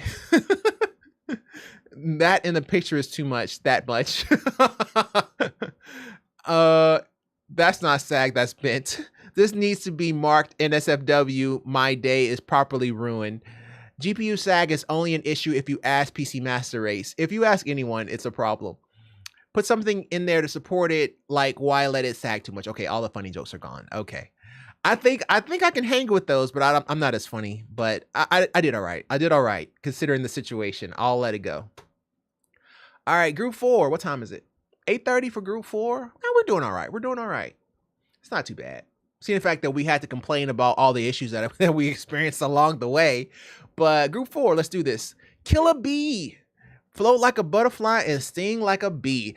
That butt whooping he gave Sasuke, it will go down in history as what happens when an emo kid meets a guy who has been practicing this his entire life. He was so ready for Sasuke that he killed Sasuke like 4 times. It was like, you're still alive. Good Lord, you have great friends. Severe ghosting after updating motherboard BIOS and installing Intel chipset drivers. Is this new? No. So why do you have VSync on? Okay, yeah. So we read through all of this, and he has all kind of cool pictures, but we noticed that he had VSync turned on. So I'll just skip to that, but we may have to go back to it depending on what he says.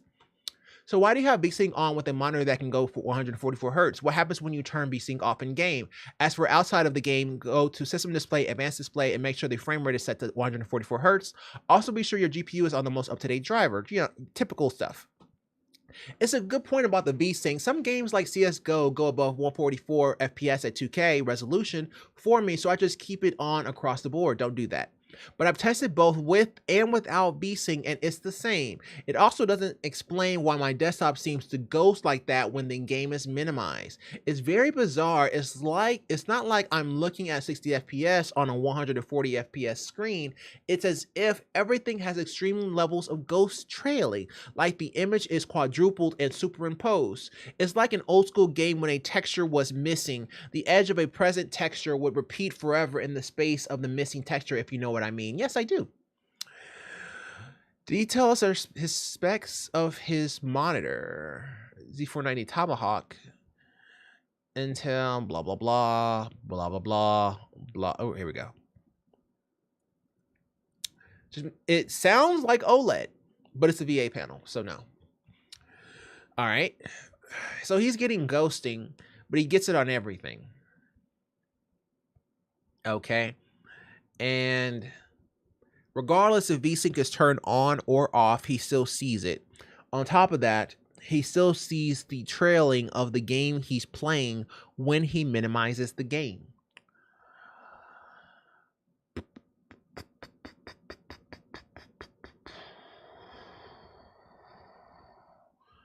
Okay, let's do this. This is going to be interesting. Question.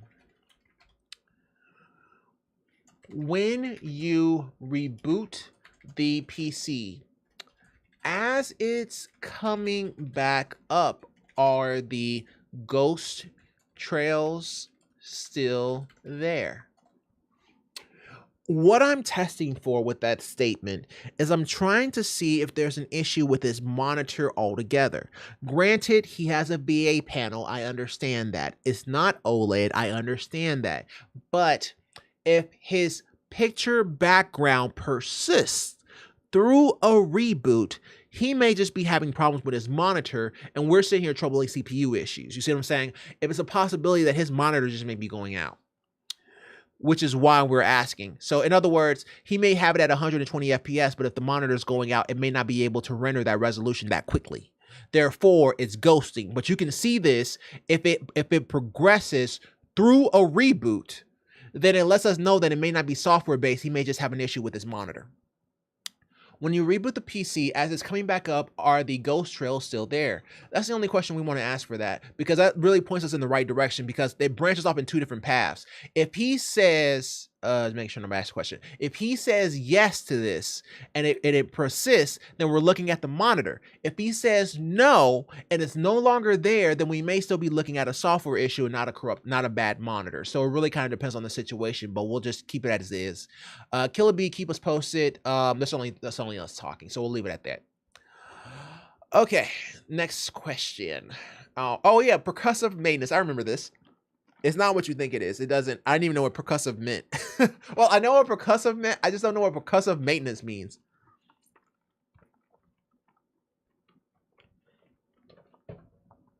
All right. Oh, good. He has a long story short. We'll just read this part. Long story short, there was a not so general physical assault on my computer recently. Somebody beat the crap out of it. I'm serious. That's literally what happened. After this occurred, the screen will freeze for a fifth of a half second from time to time, but only when gaming or when dragging OpenOffice Calc around the screen. I noticed in particular it happens when assets are popping in while I fly around in 7 Days to Die, though it also happens once every minute or so with any games I play. All right. Wow, that's insane. Well, for starters, what do you mean by this stutter? With this stutter, you know what's crazy? I read the word stutter and began to stutter. Like, it's psychological. Like, I'm just reading, but I see stutter and then I immediately stutter. What games are we talking about here? What happens if you set it to 720p at 60 frames per second on low settings? Does it still stutter? Also, be sure to test this with Star Citizen so our findings will be similar. He did a lot of his tests with Star Citizen, so we're just keeping the same Star Citizen. The video freezes for about 1/5 to sometimes a full second. It's not a frame rate drop, it's a freeze. Star Citizen, 7 Days to Die, notice it rarely on Warmain, and possibly even Diablo 2, which is old school, the 90s version. Moving OpenOffice Calc around also stutters in a similar fashion, which never happened. Lowering the resolution of games doesn't change it, my monitor only does 60 FPS. So for this one, how much RAM do you have? Do you have an XMP profile? What happens if you turn it off? That's a good one. That would be unlikely, as I don't have any Intel parts. What? Okay. I realize now that XMP is available on other brands of equipment. Looking in my BIOS, I can't find any mention of XMP though. It's on the first page. Also, okay. Read between the lines, right? Yes, it should be an option that says XMP profile, but if he doesn't see it, then that means a pretty good chance that he doesn't have it turned on. That's what he's trying to say. Also, when in my BIOS settings monitor tab, I noticed the stutter. Wait. Let's think about that. Is this a hint that the motherboard is the damaged component? I have 16 gigs of RAM. Okay, let's think about this. He stutters in BIOS.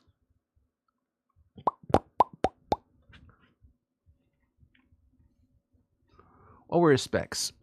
2600X. 2600X does not have integrated graphics, does it? I don't think that version had integrated graphics yet. Ryzen 26, I'm almost certain it doesn't. 2600X. 100x integrated graphics. Or maybe it does. Let's make sure. Tech specs. Integrated graphics. Integrated graphics. NA. Okay. Just making sure. Just making sure. All right. So we don't have that as an option. He has a 1660 Ti. He has to boot through his graphics card, but it stutters in BIOS.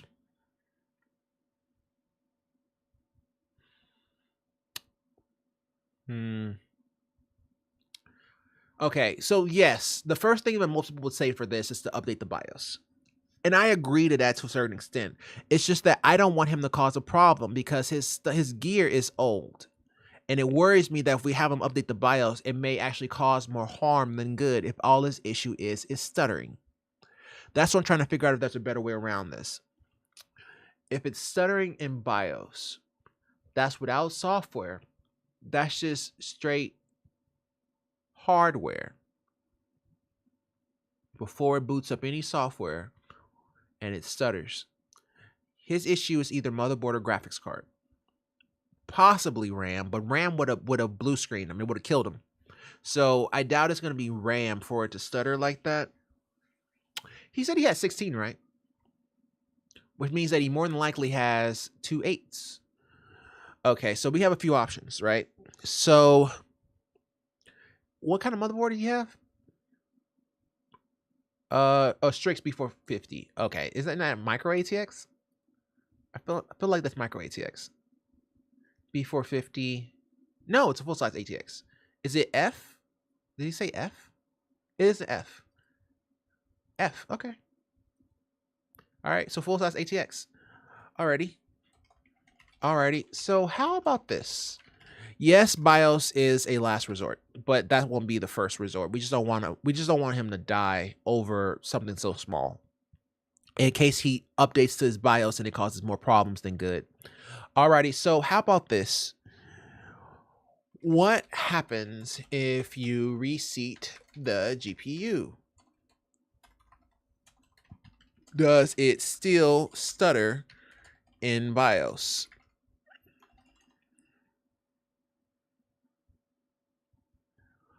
Also, with that RAM, try 1 stick instead of 2 and vice versa, but only let it get to BIOS.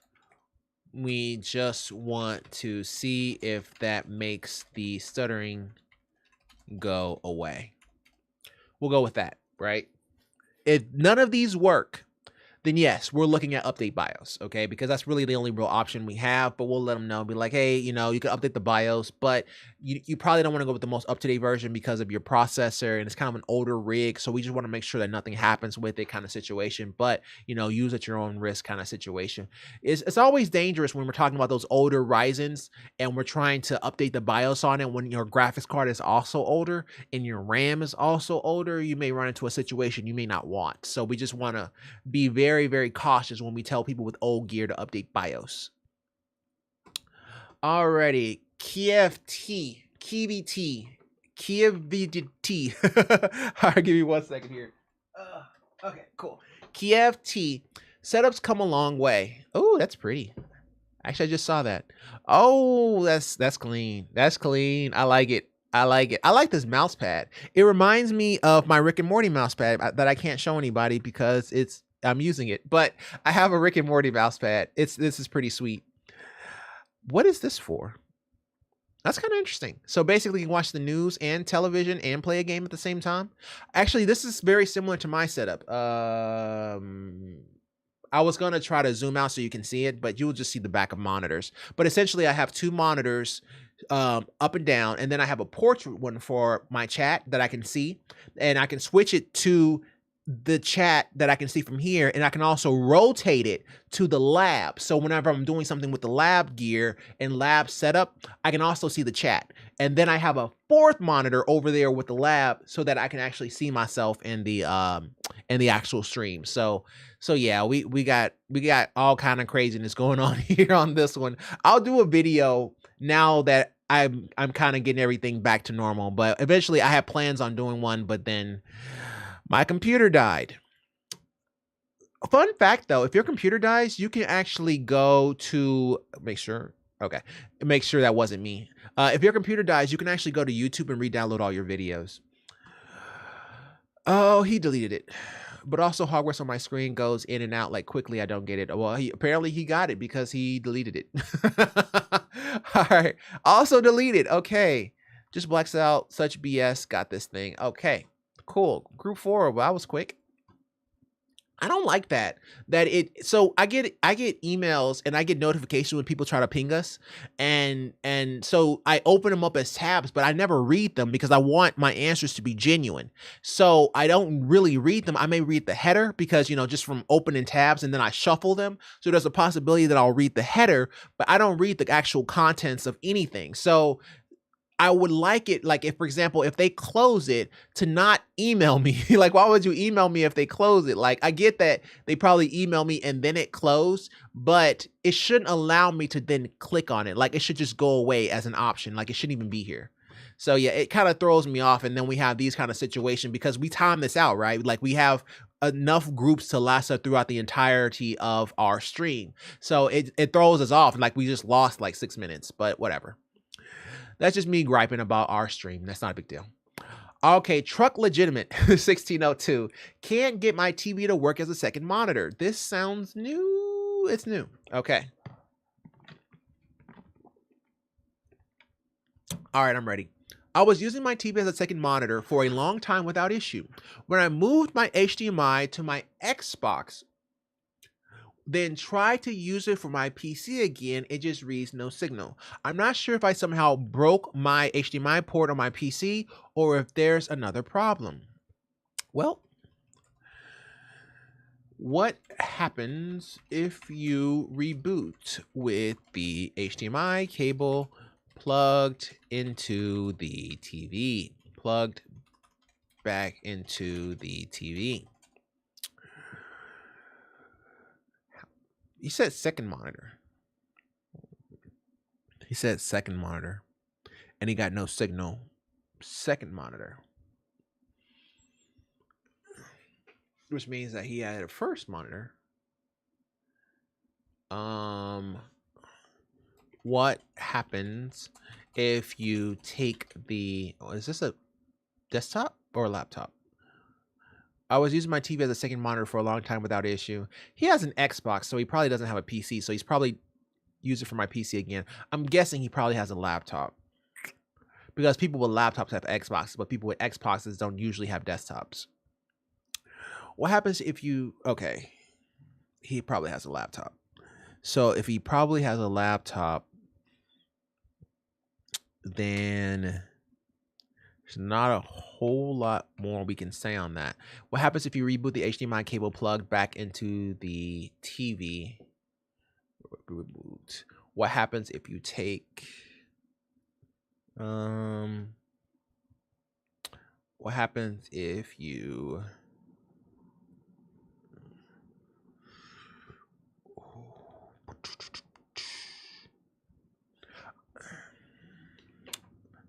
okay. What I was thinking of while I was pausing is because I was wondering if he had a Mac.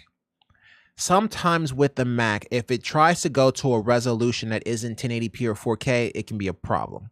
That's the reason why I had stuttered or I had paused, because I was thinking about what if it's a Mac. So let's do this here. We'll just ask him, what kind of computer are you using for, We'll just go with that. So, well, what happens if you reboot with the HDMI plugged into the back of the TV? What kind of computer are you using? I'm assuming you're using Windows. Go to your settings menu, click display, look for multiple displays, and click detect, which, yeah. And once you've plugged in the second monitor, that's pretty basic. I saw somebody post, but I didn't know what he was going to post, but I assumed that it was going to be something, that's pretty much default. I kind of wanted to go a different way about it. But yes, if he has a Mac, that may be a little different. But if he has a Mac, we'll work it just the same. It's not like we don't have a Mac. So I think we still have a Mac. Yes, we have a Mac. I haven't used it in a while. I haven't had an Apple issue in a while, but typically our Apple issues are rarely ever with the actual desktop itself. It's usually with iPhones and iPads and whatever. But, neither here nor there. I'll try to pick some more Apple issues because we don't get as many as we used to. The Xbox one blew up, so now we just have more Xbox issues than just about anything. But we'll see. Okay. Ooh, ascended to the ultra-wide master race. I don't know about ultra-wide being a master race. I don't know about that one. But it is nice.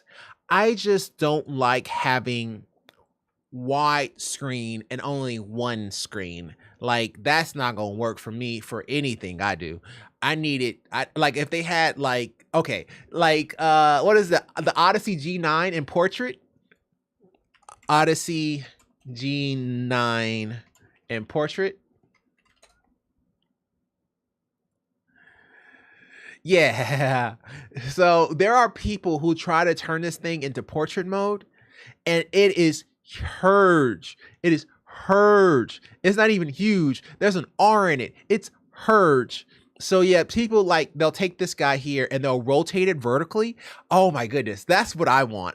If I'm gonna switch to the widescreen master race, this is what I want. That's the only way I'm doing it. And I want it in portrait mode because I have a problem and I'm okay with it. I need to be able to look up and down. I don't like looking left and right. Okay. There was a reason for this. So, there was a game or just any games in general, right? So the reason why I used to have my screens up and down is because I used to have a game where you can have multiple clients running at the same time. And so I would have clients above and below. And I found that it is easier to play multiple clients if you go up and down than left and right. If you go left and right, then you have to factor in a totally different direction. For example, you have to go X and Y, right? Because you're going X over, and then you have to go up and down depending on where the mouse ends up. Whereas Y, you're just going straight up.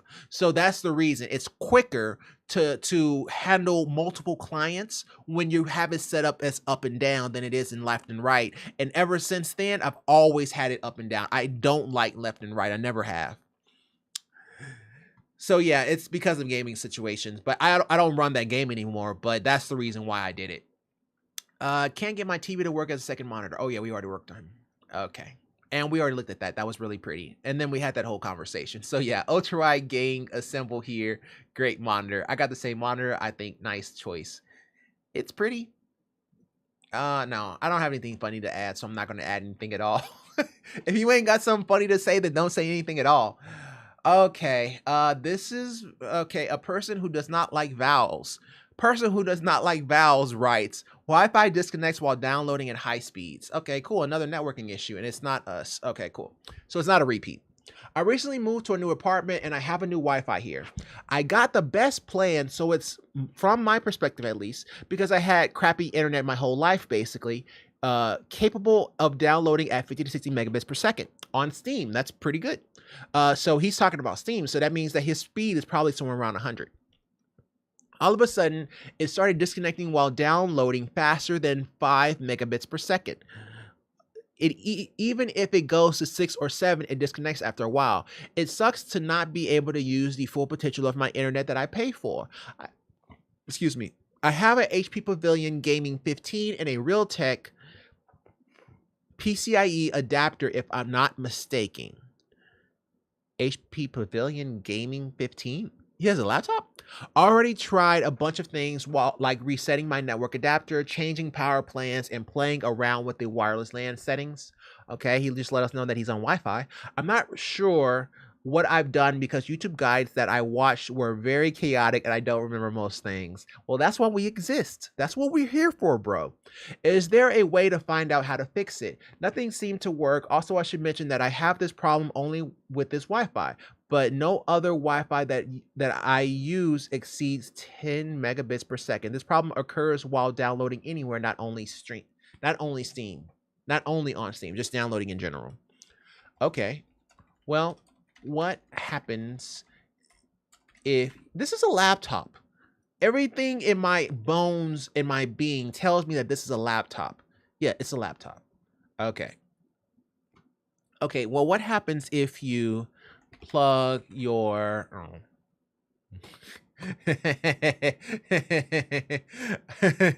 In my head, I was going to say, what happens if you plug your laptop directly into your router, but his laptop may not have an Ethernet port? That's where that came from, because I was like, man, he probably doesn't even have an Ethernet port. Because as soon as because he said HP Pavilion Gaming, there's a pretty good chance that he may not have an Ethernet port. Okay, well, this one does. Okay, so maybe he does. All right, it's a pretty good shot that he does. Okay, well, what happens if you plug your laptop directly into your router? Does your speed stay stable? Also, is your router owned by you, or does it belong to your ISP? There's a reason why we ask it, and there's also a reason why we ask it this way. So when it comes to routers, we have to make sure that it is either his or the internet service providers. If it's his, we'll go ahead and continue to troubleshoot and, make sure that he updates his firmware, things of that nature, because more than likely his Wi-Fi signal is weak. But if it's the internet service providers, we have to verify connectivity, hooking up directly, and also we have to make sure that there are no splitters in between his connection or anything that's affecting his signal, because we don't want to have somebody come out from a troubleshoot from his internet service provider's company and then they come out and charge him because it was an issue with his gear. You see what I'm saying? So we have to protect the customer from himself. He may not know this because this is the first time he's ever had this speed, but he doesn't know that there are trip charges depending on the situation. That's the reason why we have to ask these questions, because not only are we asking questions, we're also playing chess. We're playing chess to protect him from things he doesn't even know about. So that's the reason why we do it that way. Yeah. So you just troubleshoot the real tech hit or miss, blah, blah, blah, blah, blah. So yeah, we'll go with this and we'll just see what he says and then go from there. Alrighty, Pavilion. That's new. When's the last time we had an HP Pavilion? I don't even remember. Maybe even like 4 months ago. People really don't have that too often. When I use the Network Inspector F12 network, oh my God, these networking issues. When I use the Network Inspector F12 network, we're not going to go too far, on Google Chrome, can the host of the website notice? Not sure how to word this question, but I took a HireVue interview a few days ago, and I simply got the question ahead of time by using Network tab on Chrome. I didn't know anything about networks, so I wasn't sure if viewing a certain tab in the console can trigger a message or show that I had been looking at the question on HireVue or something. Not really worried. I'm just more curious if it could come back to bite me. Thanks, and I hope you could decipher what I'm trying to ask. Nope. When I was reading, I couldn't decipher a single word you were asking. When I use the Network Inspector F12 network on Google Chrome, can the host of the website notice? Network Inspector. Okay, here, let's just switch. I think I know what he's talking about from me just reading that multiple times, but oh, I'm sorry. I thought I pressed Windows 11, but I just pressed the exact same chat I was already in. Windows 11. Because this guy here has nothing on it. Okay, he said F12. So let's go to Google and F12. If it's open, okay, I just want to make sure that it's this. Basically, looking at the elements. No, they can't see it. No, they cannot see that. Okay, F12 network on. Oh, network. Here, let's go back real quick.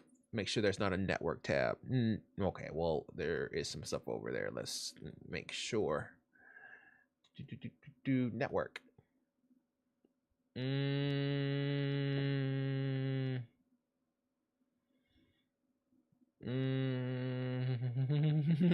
afraid of what it will do. Control R. Oh. So it just shows you all your hops. And here. Status. Type. Okay. So it basically just shows all of the individual URLs that get loaded whenever you switch to Google.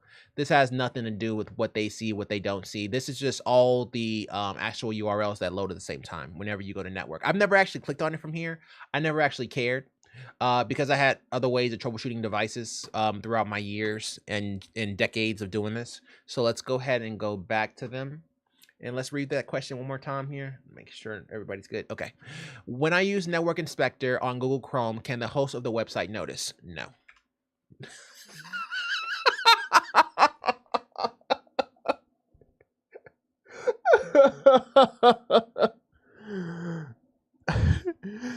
Anthony, you're better than that. Tell him why. Because no. Let's help the man. Let's help him understand. Now, the network tab in the developer options essentially is just showing you all the URLs that are associated with that particular website. That shows you with that particular website. So ideally, they would not be able to see that, as they would not know what your, because they would not know what your, they would not know the IP address seen belongs to you. There is no way to make that association. Thus, they would not be able to see it unless he ran that while connected to their network. Then they can see it. Okay, so I'll explain it. All right. We're not going to go too far. I promise. We won't go cray-cray. So with the so what he's asking for. So remember what happened when we went here, right? So when we went to here, it's basically pulling up all of the URLs that are associated with this particular page. So like the first one you see there is Google, because that's what you pull up. But Google pulls up more than just Google. It pulls up Google plus blah, blah, blah, blah, blah, blah, blah, blah, blah, blah, blah, blah, blah, and multiple icons and everything. So basically all of the URLs, sources, hyperlinks, everything that's on that page. So that's what it's pulling up. So you have actually gone to that server, and the response back is the website of Google, which means that they see that information. They know your public IP address, but they don't know it's you, right? They don't know that it's, Bob Baker from Detroit, Illinois, whatever. They don't know who that person is. They only see the public IP address. There's no way for them to make that association to the IP address, to the username, unless you log into their system, and then they know who you are, okay?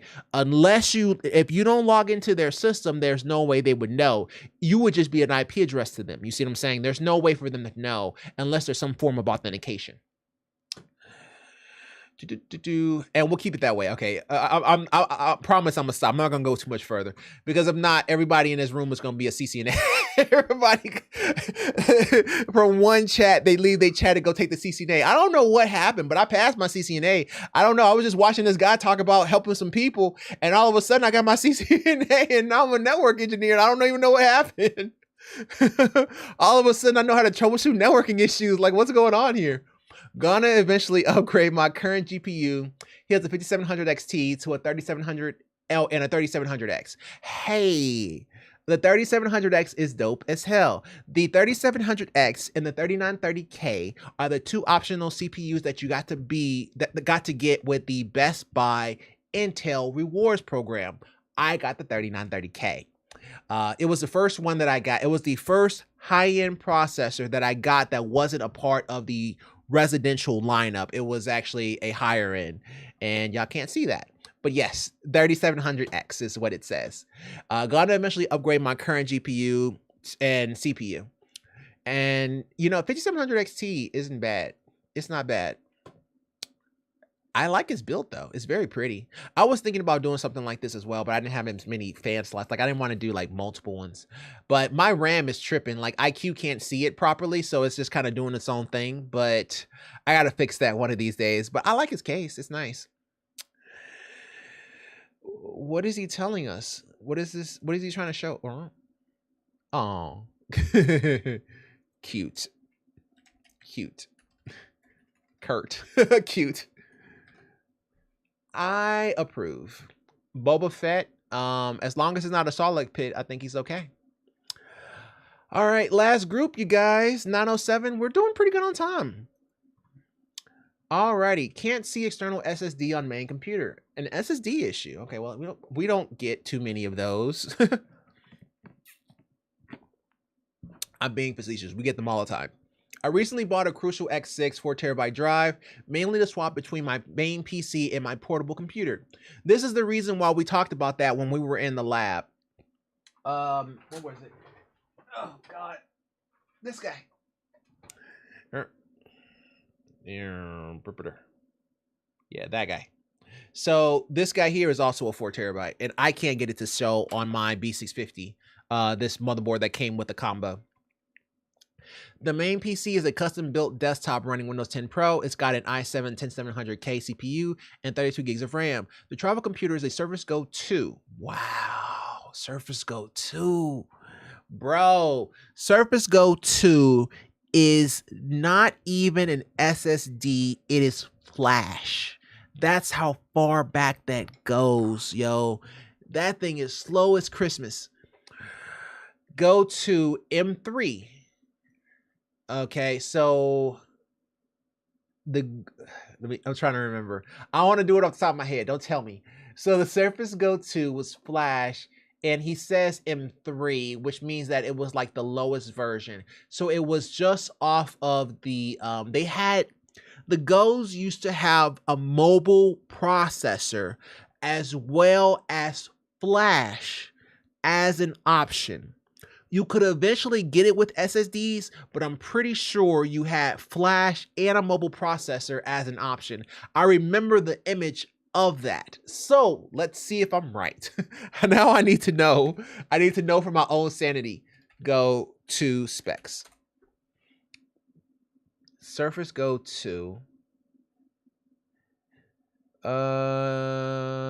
Specs.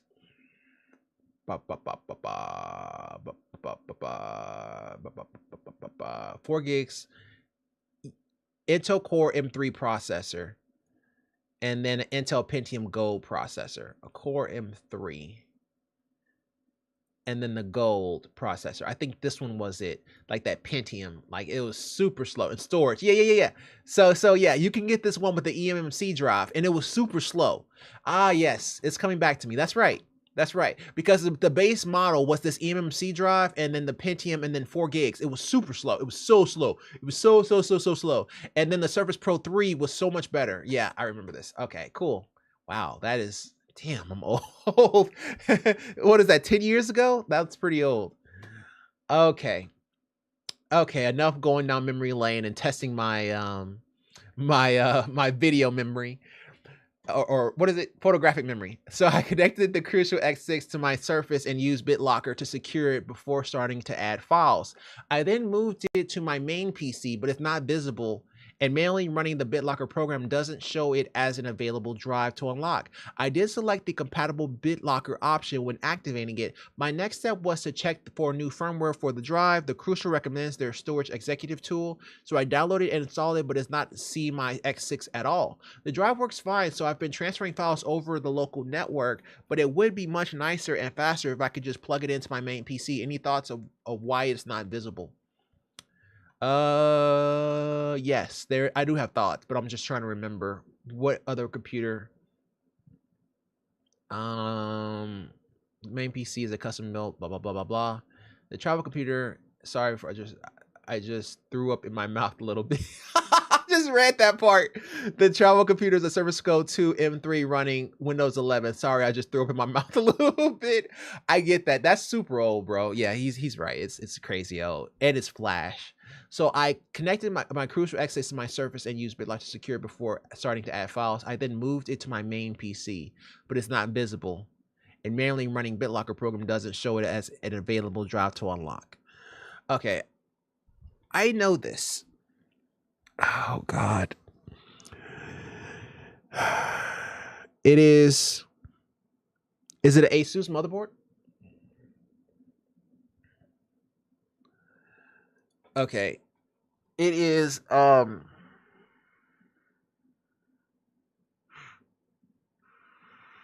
BIOS AI tweaker. Then you go all the way down. Crap, Anthony. BIOS AI tweaker.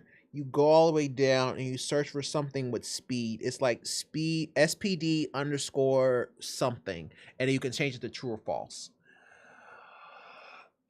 Speed underscore. Okay, BIOS. If I can spell BIOS speed underscore right. That's what it is. And it's an AI tweaker. Speed underscore right. AI tweaker.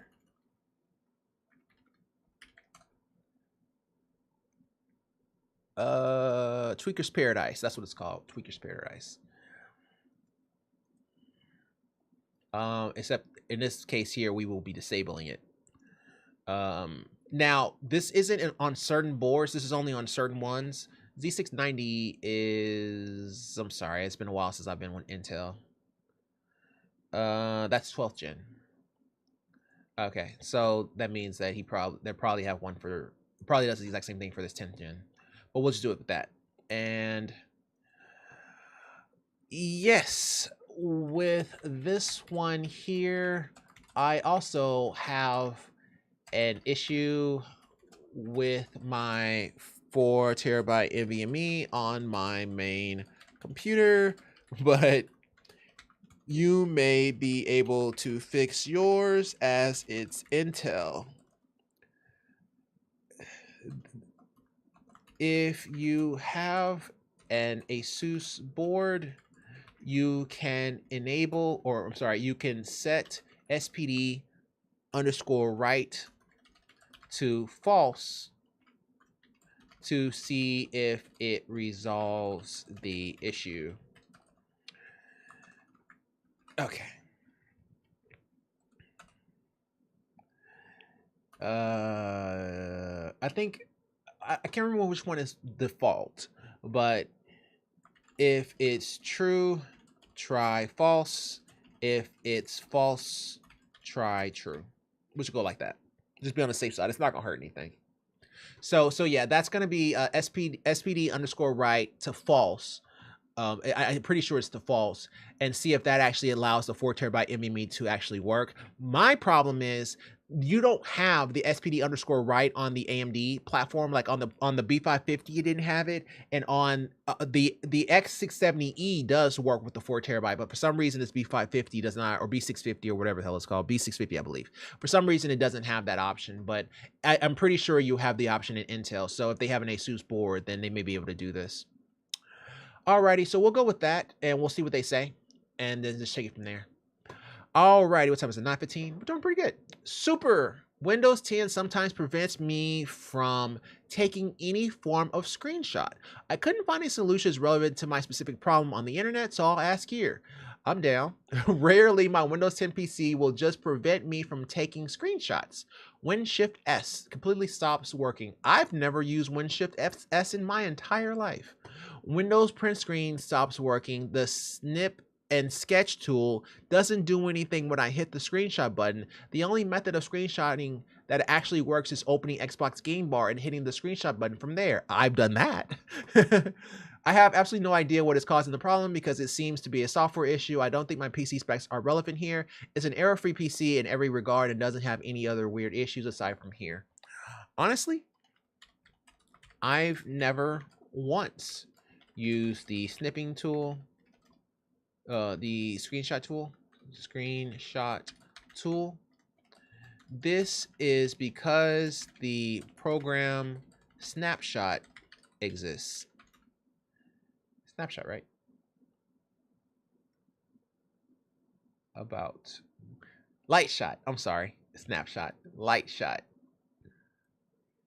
Light shot. The reason why I said snapshot is because there is a tool that is Snap Tool in Mac that allows you to take Windows, basically your screen, and put it in the top left, top right, bottom left, bottom right of multiple monitors. So you can have 3 monitors set up and you can put it in the top left of the second monitor and the bottom right of the third monitor. It's freaking awesome. But that's what it's called. It's called Snapshot. And then Lightshot is the one with the screenshots. This is because the program Lightshot exists. I'll show you guys. If anybody is not aware, this program that's called Lightshot is free. And it is freaking excellent. It works for Mac and Windows. And it's very easy and it is very free. And essentially you just use this to take pictures and you basically just macro it to a button. I think mine is like Control 1 or something. And then basically it just freezes the screen and then you can just take a picture. I recommend that over anything. So there's no point in even troubleshooting his issue. He doesn't even want to troubleshoot his issue. So just tell him to use Lightshot. Just call it a day. So yes, generally, yes, you would want to troubleshoot the issue, but there's no point because I don't think he barely wants to troubleshoot it. So this is because the program Lightshot exists. It's free and you can macro the screenshot option to any button you want. I would say just try that instead. Unless it doesn't have a feature you need. If that is the case, let us know. So yeah, I would just use Lightshot. There are very few reasons why someone would not run Lightshot. Lightshot is perfect. Just the way it is. It has always been perfect. It always will be perfect. It is great. Lightshot is absolutely amazing. And I'm not even paid for that. I'm just telling you, Lightshot is dope. And it's free. How's my setup? Okay. So he has a 1080 Ti that is not having a good day and sagging. He has a sound card, also not having a good day. Oh, it doesn't work. And then his airflow. That's airflow? Oh, this is a case. Okay, cool. I wasn't even sure it was a computer case. These are those metal cases we be talking about that will tear you up and cut you a new one. I do like the Be Quiet. That is a excellent cooler. And this is actually okay. This to this to this, and then you can also go up, and then a fan here, a fan here, and a fan here. Yeah, this is right. How's my setup? 2 60 hertz monitors. Oh, these are his knees. I didn't know what that was at first. I was like, what is that? But those are his legs, and this is starting to get gross. So let's just scroll back up. Okay, so he has an FX 9590. There's a 9590 on the FX platform. I thought it went to like 8Ks, so like 8350. I didn't know they even had a 9000 series, but whatever. It doesn't matter, first off. Well, okay, it does matter. But typically, if you have a sound card, even if it's not being utilized, but it's in that slot, it will reduce them both at this level of, FX 8350s, it will reduce them both to the same speed. So if they're PCIe 3x16, they become PCIe PCIe 3x8. That's what it did back then. Now, there are certain situations nowadays where, you know, you have like so many PCIe lanes, it doesn't matter. But we're talking about an FX 9590, which I didn't even know was a thing. So this is a long time ago. This is right after Phenom. So 2 years after Phenom. So that's what, 14 years ago? 12 years ago? About 12 years ago. So yeah, this is a very, very old PC, and more than likely these go to PCIe X8. So it wouldn't matter. That's why I knee-jerk said it wouldn't matter when I heard him say that. Because in most situations, this wouldn't matter, because 12 years ago, these guys are going X8. I don't care what you do. They're going to go X8. So that's why I said that. What is this question? I don't even know what to say to this. How is my setup? I mean, it's a 1080 Ti, bro.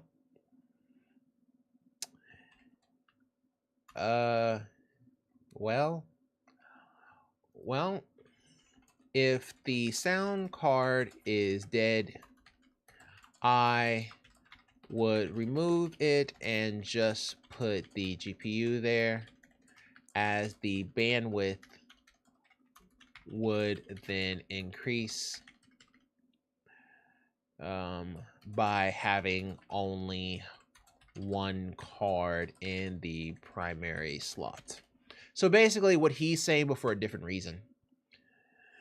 So he's saying that I do believe your GPU's in the wrong slot, but technically it's not. It can be in either one if they both go PCIe 3x8. They're the same thing at that point. But we'll leave it alone. Alrighty, one more issue after this. So Founders Edition 3080. Okay, I'm down. Oh, hold on one second. Let me grab something. Oh. Okay, there we go. What's his name? Dread Albright? Wow, I said that right. 3080 Founders Edition. High gaming temps after upgrade/update. I recently upgraded from a 3800X to a 5800X 3D, paired with a 3080 Founders Edition, and used the NVIDIA firmware update tool for resizable bar. Prior to the upgrade, I ran an overclock with a custom fan curve using Afterburner, then never saw my temps get above 73 degrees long-term gaming sessions. After the upgrade, I force-enabled rebar for Modern Warfare 2 and saw a significant jump in performance, but my temps were up to 86 degrees within one game. It makes sense that more performance would equate to higher temps, but it seemed like a really steep jump in GPU temps. I changed my fan curve to boost to 100% at 80 degrees, and it helps a small bit, but it still sits in the 80s. I know 83 is a stock target temp, and with the limit removed on the overclock, I shouldn't be shocked to see it over, but it still has me slightly worried. Does this seem like a normal increase in temps? I'm currently on VBIOS, blah, blah, blah. Should I just turn off the overclock and be happy with what I got? I mean, 80 is high. It's not the end of the world. I would say to lower it just a bit. 80 is a lot, but it's still pretty manageable. But if you don't have the cooling to support it fully, it can be a problem. So yeah, I would just warn him about it, you know, because it depends on his case. It depends on how much airflow he's getting. But if he's getting 80 with maximum airflow, oh, you got a problem, because if one of those fans were to go out, if one of those fans were to get dusty over time, if it maybe gets suffocated because of dust, then you're gonna have a real bad problem, because that thing is gonna go super hot. It's basically gonna go Super Saiyan. So we'll see what he says here. But yeah, it's kind of an interesting one. But yeah, I would lower the overclock a little bit, bro, just a little bit. Alrighty, Oni Assassin. Mr. Demon Assassin writes, my first build for my son. Okay. That is a lot of IQ fans, and they are very pretty. I'll give you that. Good Lord. For his son? Are you sure it's not for you? That is cray-cray, man. Good Lord. So 360 millimeter radiator. He has 4 fans, 4 120s at the top, and then he has 2 140 millimeter fans on the back. Wow. Never really built PCs on my own and terrible at cable management, but I think it turned out okay. What do you think? Happy to accept any suggestions or improvements? Nope. Nope. That's a ton of fans. I don't even know something funny to say. I think you need a bit more cooling. Yeah. Okay. I'm about to get smoked. Need some more. I fucking knew it. I knew I was gonna get smoked. I knew it. I knew it. I knew I was about to get smoked. I knew it. Oh crap. I shouldn't have even typed it. I shouldn't have even typed it. I knew I was about to get smoked. Needs more fans. Yes. Yes. Yes. Oh, that hurts my soul. I knew I had it, but I saw 200. Okay, I saw 288 comments, so I was like, okay, I'm gonna write something that's gonna be hopefully funny. And then I had a funny joke, but then somebody else already had it, and he had 450 up likes, and now I lost all my up likes, and now I'm just kind of hurt. All right, we'll finish on an L. I'm okay with that, but you know, it's only an L with jokes, which isn't exactly my forte.